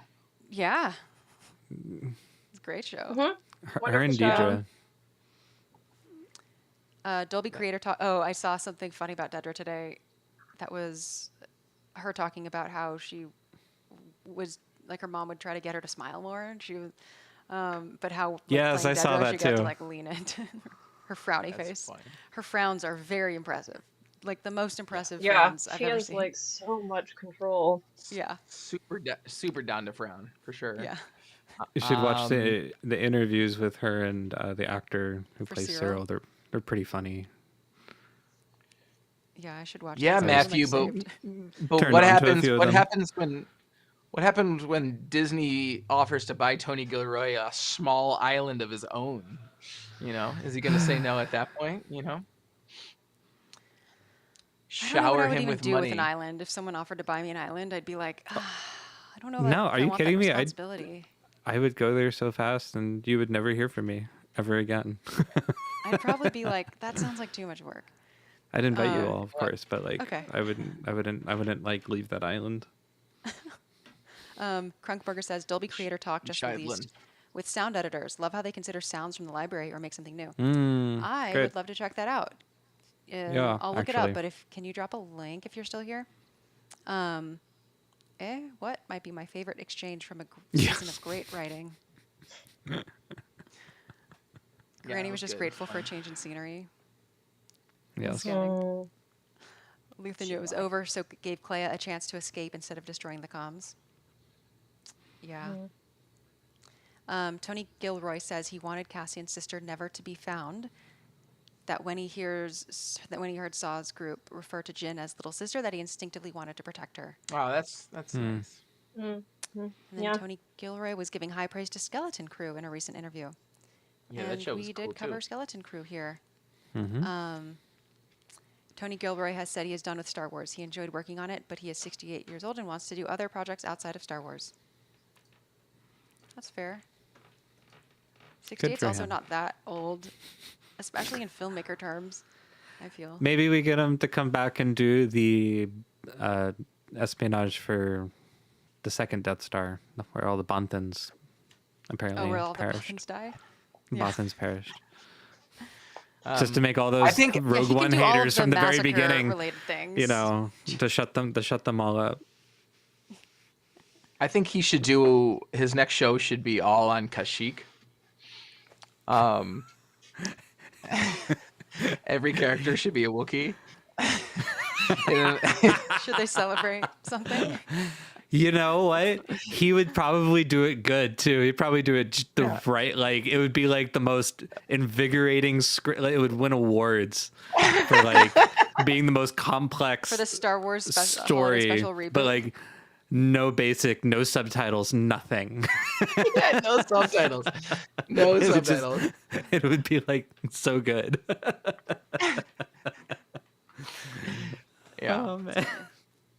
A couple more comments. A new favorite trilogy option and/or Rogue One: A New Hope. Good idea. Yeah. That's nice. then topping- Add Rebels in there too. Right. Oh, Ender, can you find that tweet that you were reading that I wanted to quote tweet? Where it was like, okay, now the best way to watch Andor, it had like this long list of like, watch this much of it, then pause and read this book, and then like Yeah, watch yeah. this episode, and then stop and watch Rebels, and then like just some hilariously convoluted thing that a Star Wars fan probably would write. Topping it will be hard. I just hope funny. for different, as I don't need a bunch of Andor clones. Right. Yeah, topping Andor will be hard. I also don't want clones, but there's something about it that I do want, which maybe is like, I don't know, letting a creator. Yeah. I don't know. Like, I'm not enough on the inside to know. I exactly what was different. I have the same sentiment. I think it's letting creators have freedom to do what they want for the most part, kind of like how Skeleton Crew and Andor have both seen unique success among the other shows. Right. And I think it's just a quality. It's the quality writing and acting. Giving budget, maybe. Yeah. But That yeah, amount of budget or control like is spending it unmatched. wisely, spending the budget wisely too. Probably was probably a big part And of just it. not being so terrified of the internet and fans. Like Just do it. Just do it. just do what just make the freaking shows and movies you want to make, y'all. Like and just stick the landing, you know? I think that's do- yeah. I I think that's did- a part of it. I did see that, like, since they shot in London, they got a lot of money back from the government. Yeah. And so that does make me kind of like, Like, I do wish that it were more doable, that productions felt like they could, shoot in the U.S. I don't think it's bad that they shot in London. I just think I don't want the lesson to be like, oh, we should shoot everything in London or shoot everything overseas because it'll be cheaper. Because our industry I here needs help. totally. But Well, and I guess our government is trying to address that too in an interesting fashion. But without getting into that, yeah, I think Yeah. I think I disagree, Xanthi, for this show, because I think what made this show so great is the realism in its setting, and it wasn't a giant green screen. Even if it was the cool vault or whatever, it's called the vault, the big moving, the big what's the thing that they use for the Mandalorian, where it's the sound stage that can become anything. yeah. Called the mass. The No, cube, The what is it density. called? the volume. the void volume. That's what it is. The void. Right. I think because I was looking up like where did they find all these and I was like looking up the shooting locations. They had everything from Mexico for Yavin, from all these Spanish architecture for like the Senate, Venezuela, right? Yavin? yeah, like all of these crazy, beautiful, real places that made it just so Or did they shoot in Mexico? real. You know, Yeah, no, I they love of that. course they had like a lot of like VFX to like highlight it, of Nicaragua. course, but like, yeah, Yavin is Guatemala, I think, and Sorry, Guatemala. Yeah. and I think having access to those places and being able to go all around the world really gives it such a beautiful look. And I Yeah, think no, he I'm was not talking disagreeing about with that that. at all. I What- think that's good. Right, But then but I also feel like shooting in London did give them a tax credit from London. yeah, Which is fine, shooting which in is good. right. Shooting in Atlanta gives you a tax credit. Like it's anywhere outside of Hollywood is trying to give you a tax credit. Right. I'm just saying, like everywhere is trying to do that to draw business to your place. So then I'm curious. I did notice there were London musicians in the Mm-hmm. listed in the credits, and I think they recorded over there. So now I'm just curious if people like John were going to London to work on it, or if there were. But then also, I think Brandon Roberts and I think I think he's LA based. So I'm just curious if that they were able to work remotely, or if they Maybe had to go over there. I feel like London musicians, London Symphony Orchestra. I mean, not specifically for Andor, but I feel like there's like something with Star Wars using them a lot, like Star Wars in general, the brand. Maybe the built up years of relationship between John Williams, for example, is like the seed and like planting something like where like there's like a huge sound design aspect of Star Wars stuff in London. I don't know. I'm just speculating here. Yeah, I don't know. I I mean, I agree. know like John Powell, or not John, one of this. Yeah, maybe John Powell used London musicians too. Yes, did for Solo: A Star Wars Story. I think there's always been like a huge studio industry out of London for like Hollywood movies, though. Sure. Yeah. I think, yeah. What were you going to say, Christina? I just said I agree with the London connection thing. It seems to me like a lot of Star Wars is done in London, so like there would be a positive working relationship there. Yeah. And it's cheaper. And it's I cheaper. think 100%. people- 100%. Yeah, For music, for recording as well. It is. 100%. Yeah. and in Yeah, terms I'm of not- what makes, I guess I was also just going to talk about like what makes Andor successful. And I do think that the creative license that was given to the artist was really valuable. But I also noticed that, I mean, like, I think the thing for me that makes it really successful is not necessarily the same thing that other people will mention when I talk to friends about what was so great about Andor. And then when I love talking to people who've never seen any Star Wars, and Andor is the first thing that they've ever seen, and what it is about it that they liked. But for me, it has to do with just like the socio-political drama is like super clear, as is the daily life, slice of life kind of stuff. Like, honestly, it's not as sci-fi. It's a lot more political Yeah. espionage drama. And Right. I think that's something I like about it. Yeah. Yeah, I think what I like about the show is that I find it like very fun and enjoyable and to watch and high quality. That's Yeah, yeah, I mean, that's what I would I say. Is that I would agree I with you, think James. Yes. I think if they what I like continue about it is to that it's make just such a delight. it's good. It's just good. It's I just- like it because it's It's good. just good. I mean, I think they you should know, continue to make good shows. You know what I mean? That's the takeaway. no, that's never no. This is well, it's like a comment from earlier on in our chat. Someone said like, it's not the clone one, but like what it's who said to have this quality. If Star Wars will ever again be this good, be hard to top. It's like, sure, good is like a subjective thing. You know, we could argue about that all day. But like, will we ever see Star Wars this grounded and complex and like we saw in Andor? I probably not. Probably not. Kind of I a mean, thing. maybe years from now. I mean, listen. I think there's one thing that this show does not do well, which is appeal likely to like a certain age group that has long been the foundation of Star Wars fans. Like you could not. I'm sorry, but you're like no 6-year-old or 8-year-old is going to watch the show.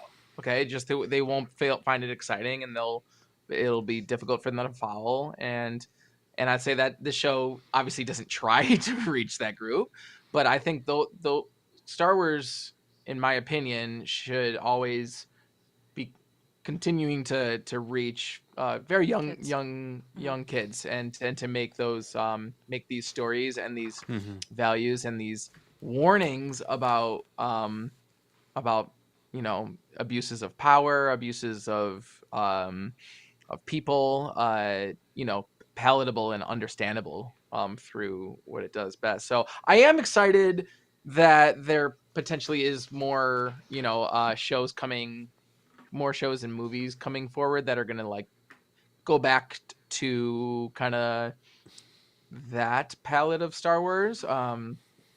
Like I don't know, I have mixed feelings. I feel like the Mandalorian and Grogu movie could either be one of the worst things I've ever seen in my life, or it might be very exciting and fun.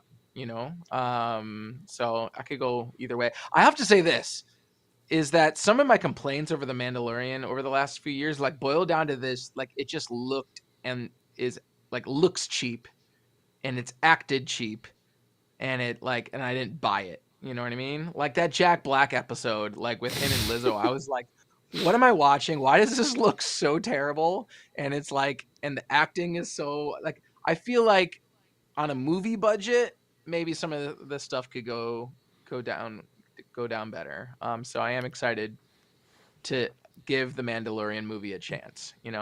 For me, my Um, critique was never that it looked bad. It was lots of other things though.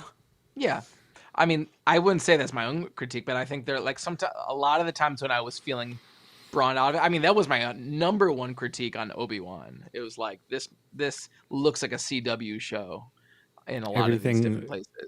Everything Yeah. looks clean and shiny. Right. Is Whereas what I I think think my is number part of one it. critique with Obi-Wan was the music. Right. Yeah, I mean the music also didn't leave me anything to write home about, but Right. but yeah, for me, like I was like I would love this show. Like I love everything about Obi-Wan except for how it looks and sounds. It's you know, yeah, it's Marvel Star Wars is what it kind of became a little bit. As a Yeah. fan of Marvel, the look and feel became very So very anyway, similar. so all that being said is like I think I would want this type of show from Star Wars in the future, but obviously it's not all I want. I want the big No. movies and the simplified stories, and Or I do things want like those, Skeleton Crew, Yeah, and Skeleton Crew as well. Yeah, but Skeleton Crew was delightful. The correct Andor and Rogue One watch and read. Yeah. Or that's funny. That's great. Yeah, it's really good. That's Oh, fun. that's fun. Yeah. Watch the deleted scenes involving the delegation of 2000. Read Catalyst until Lyra goes to Alpin. Darth Vader comic, finish Catalyst, then read Reign of the Empire, then watch Andor season 1 until Cassian mentions Mimbom, and then solo novelization until Han becomes a cadet, and then read the Imperial Cadet, and then read the solo, Right. finish the solo novel, and then finish. That's great. Yeah, and on a meta level, you might want to watch all the Bourne movies too, just to get a flavor of Tony Gilroy's filmmaking style. And Finish Andor except for the final shot of Bix on Mina Rao. Start Rogue One until Saw rescues Jin. Oh my gosh. When do you finish Andor that's then? fun. Does it ever? Oh, okay. No, yeah, you never- can you only never finish finish that it. after Rogue One. Okay, yeah, that's yeah. Just gonna pretty funny. quickly shout out. I'm very satisfied and happy with B, Bix, and Baby at the end. Yeah. Oh, I thought you were I going definitely to say B2 emote. Well, B2, yeah, B, Bix, and Oh, Baby. oh, got it. B, Bix, and Baby is All the the bees. bees are all happy. Yeah, B2 emo appearing and being happy because that's all I wanted in this show. And Bix Yeah. to be somewhere happy, which is also all I wanted in this show to happen. Is like kill all the other characters, fine. Spare Bix someone. and B2 emo, make sure they're okay. Of all the only Yeah. two characters that deserve it, truly deserve it in the end here.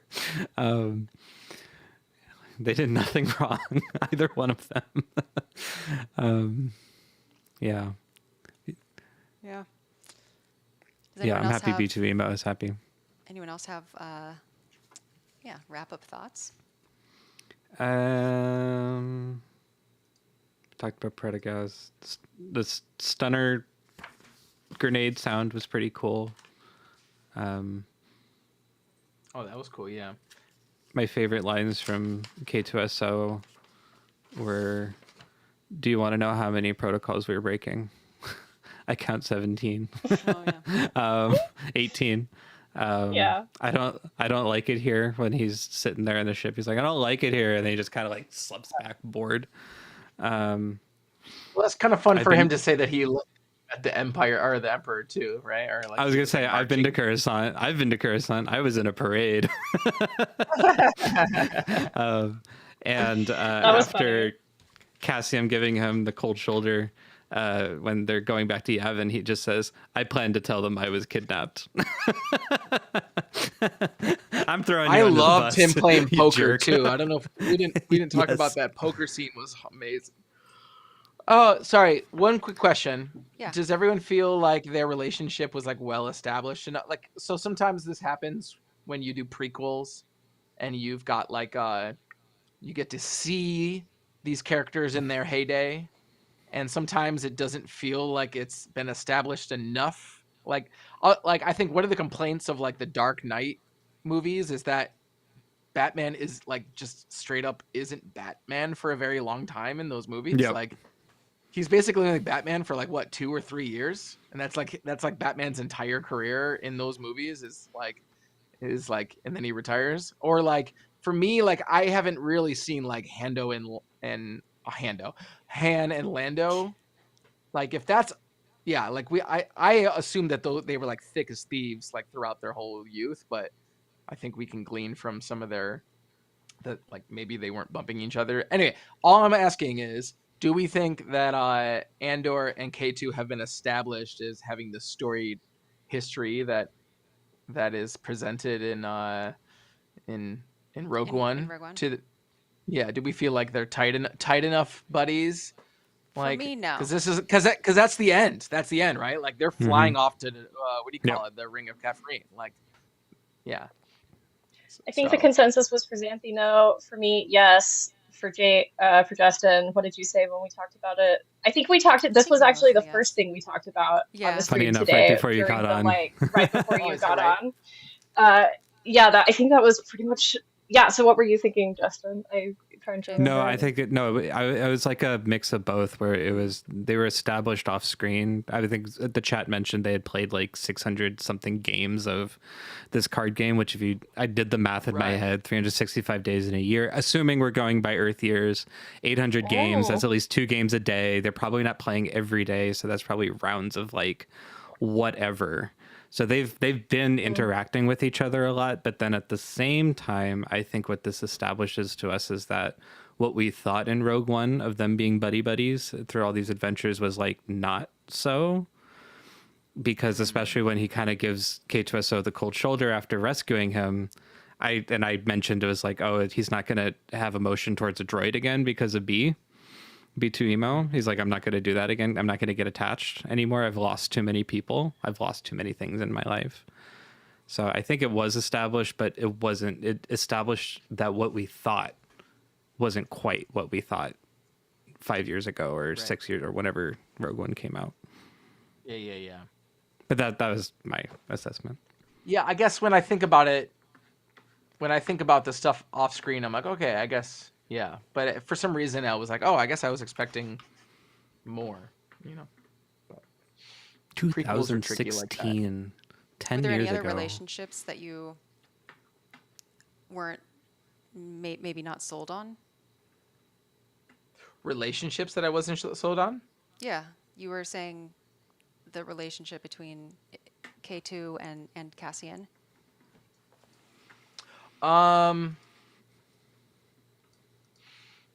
No, I think everything felt executed well. I think things going into Rogue One for the most part make sense. I guess I was a little surprised that they wrapped it up when they did in the show, but that doesn't mean that I don't think that they've established enough. It's just like I was taken by surprise that, oh my god, I guess the show is over and we're going into Rogue One already, you know. But come to think of it, that's how it goes. Your destiny hits you sooner than you want it to. Mm-hmm. So I really liked that they the whole like spiel that they had to repeat so that they could pass the information on. So like the whatever it was, Kyber, Yeah. Jeddah, Erso, Galen Erso, engineer, whatever. Did you say engineer? Engineer Galen Erso or something like that. Mm-hmm. Yeah.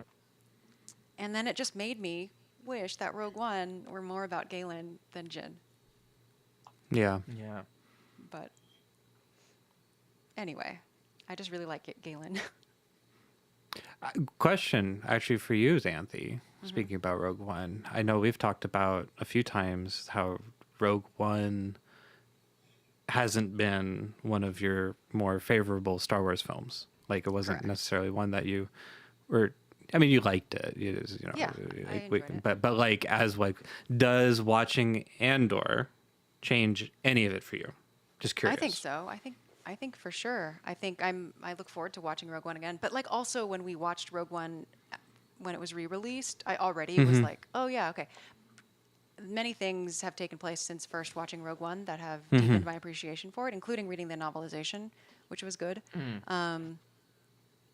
Yeah, I think just for me the fundamental thing about Rogue One that for me didn't work was Jyn, was her as a lead in it. That's the main thing. Like she, especially compared to like someone like Rey, I don't think she was however she was written, just wasn't enough for me to feel like I cared about her. Totally. So now I'm curious because I have some of the same, despite again Rogue One being probably my favorite Star Wars movie, and I love the character of Jyn and stuff like that. Now it's kind of interesting seeing Andor as it's played and establishing that style of like introducing these seemingly random names and characters into this overarching story.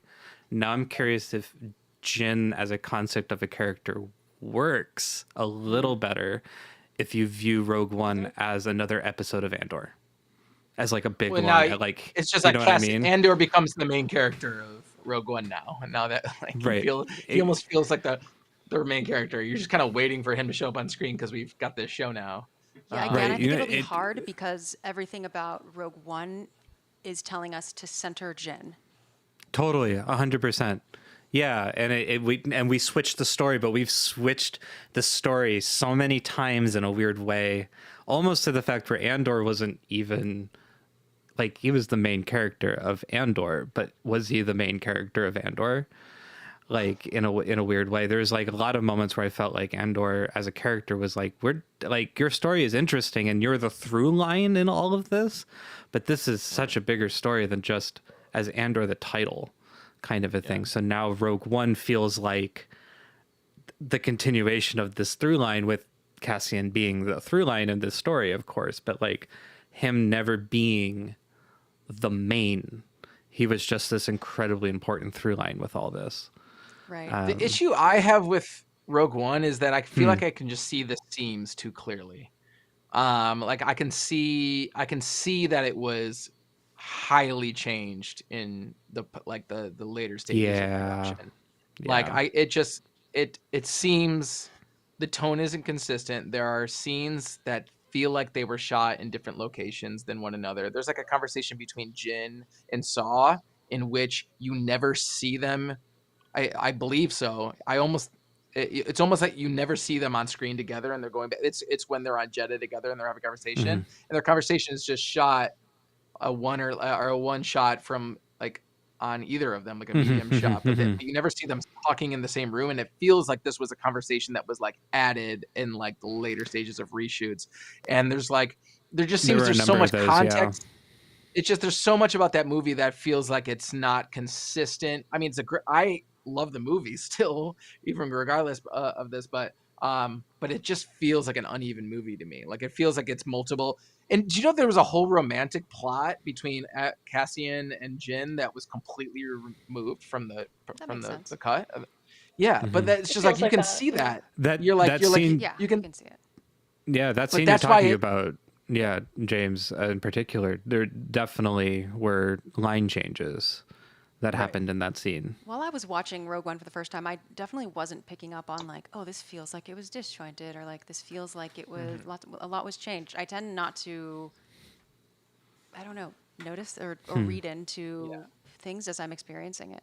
So I don't think that meta stuff was bothering me at all, because like, I think it was just the impact it left was like, I was really moved by the end of it. Like I think the final act is very exciting, and like I left the movie theater feeling like really good about it. And then just thinking more about like, we're supposed to care about Jin. We don't get to know that much about her, but the novelization fleshes it out and makes the novelization made me care about Jin. But I do think if Andor had more seasons, it would have been so cool to see Galen in some capacity.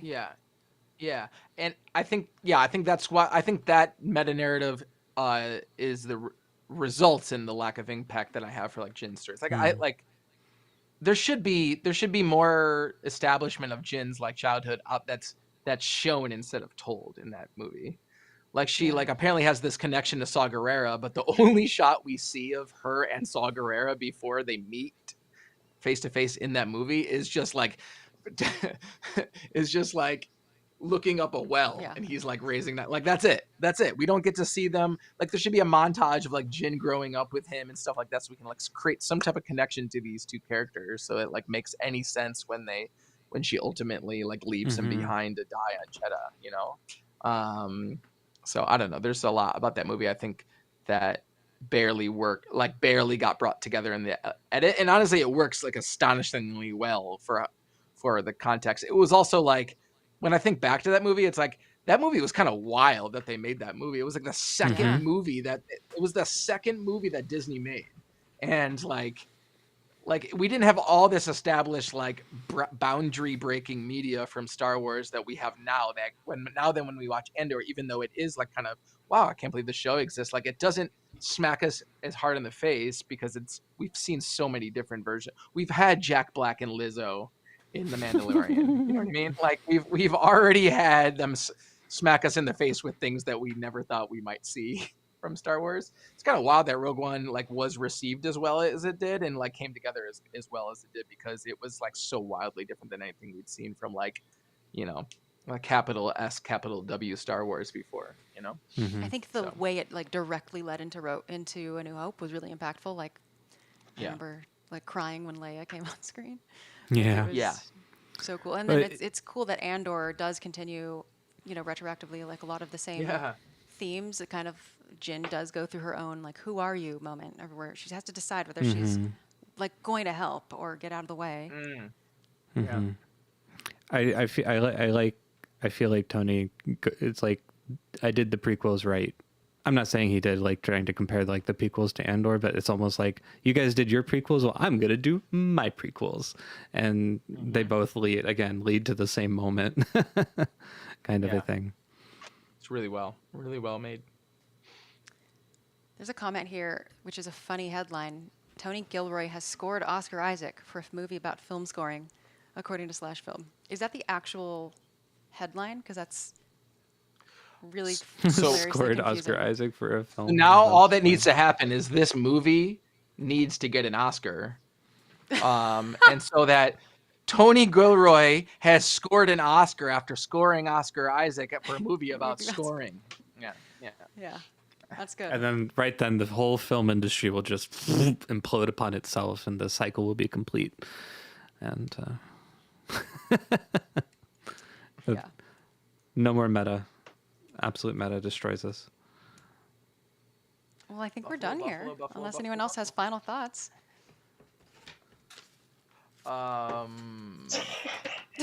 Thanks, No. Christina. Says Christina. It was great. It was a great show.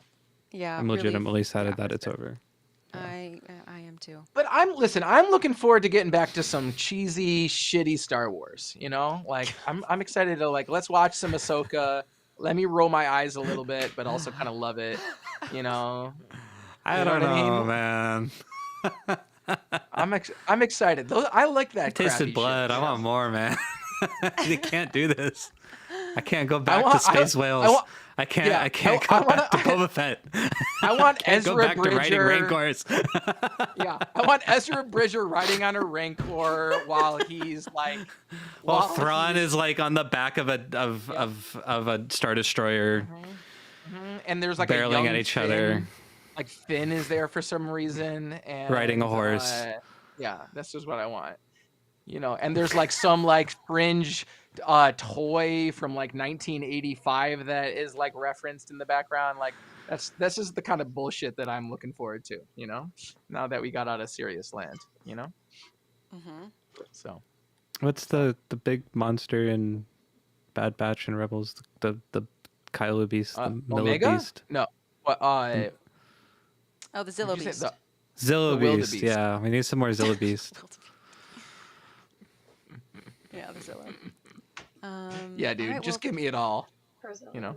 Outro music. Well, thanks everyone for joining us on this stream and for our Andor coverage. Let us know in a comment or chat what upcoming Star Wars thing you would really like us to consider covering, because we do a lot of the shows, but we don't do all of them. So Yeah, we never did Yeah. Visions 2. we I know. didn't. I'm We still never did bitter. any of the I haven't even animated seen 'em. Tales of the Empire or any of those. Yeah. Anyway, let us know. Okay. Yeah, let's do our outro music.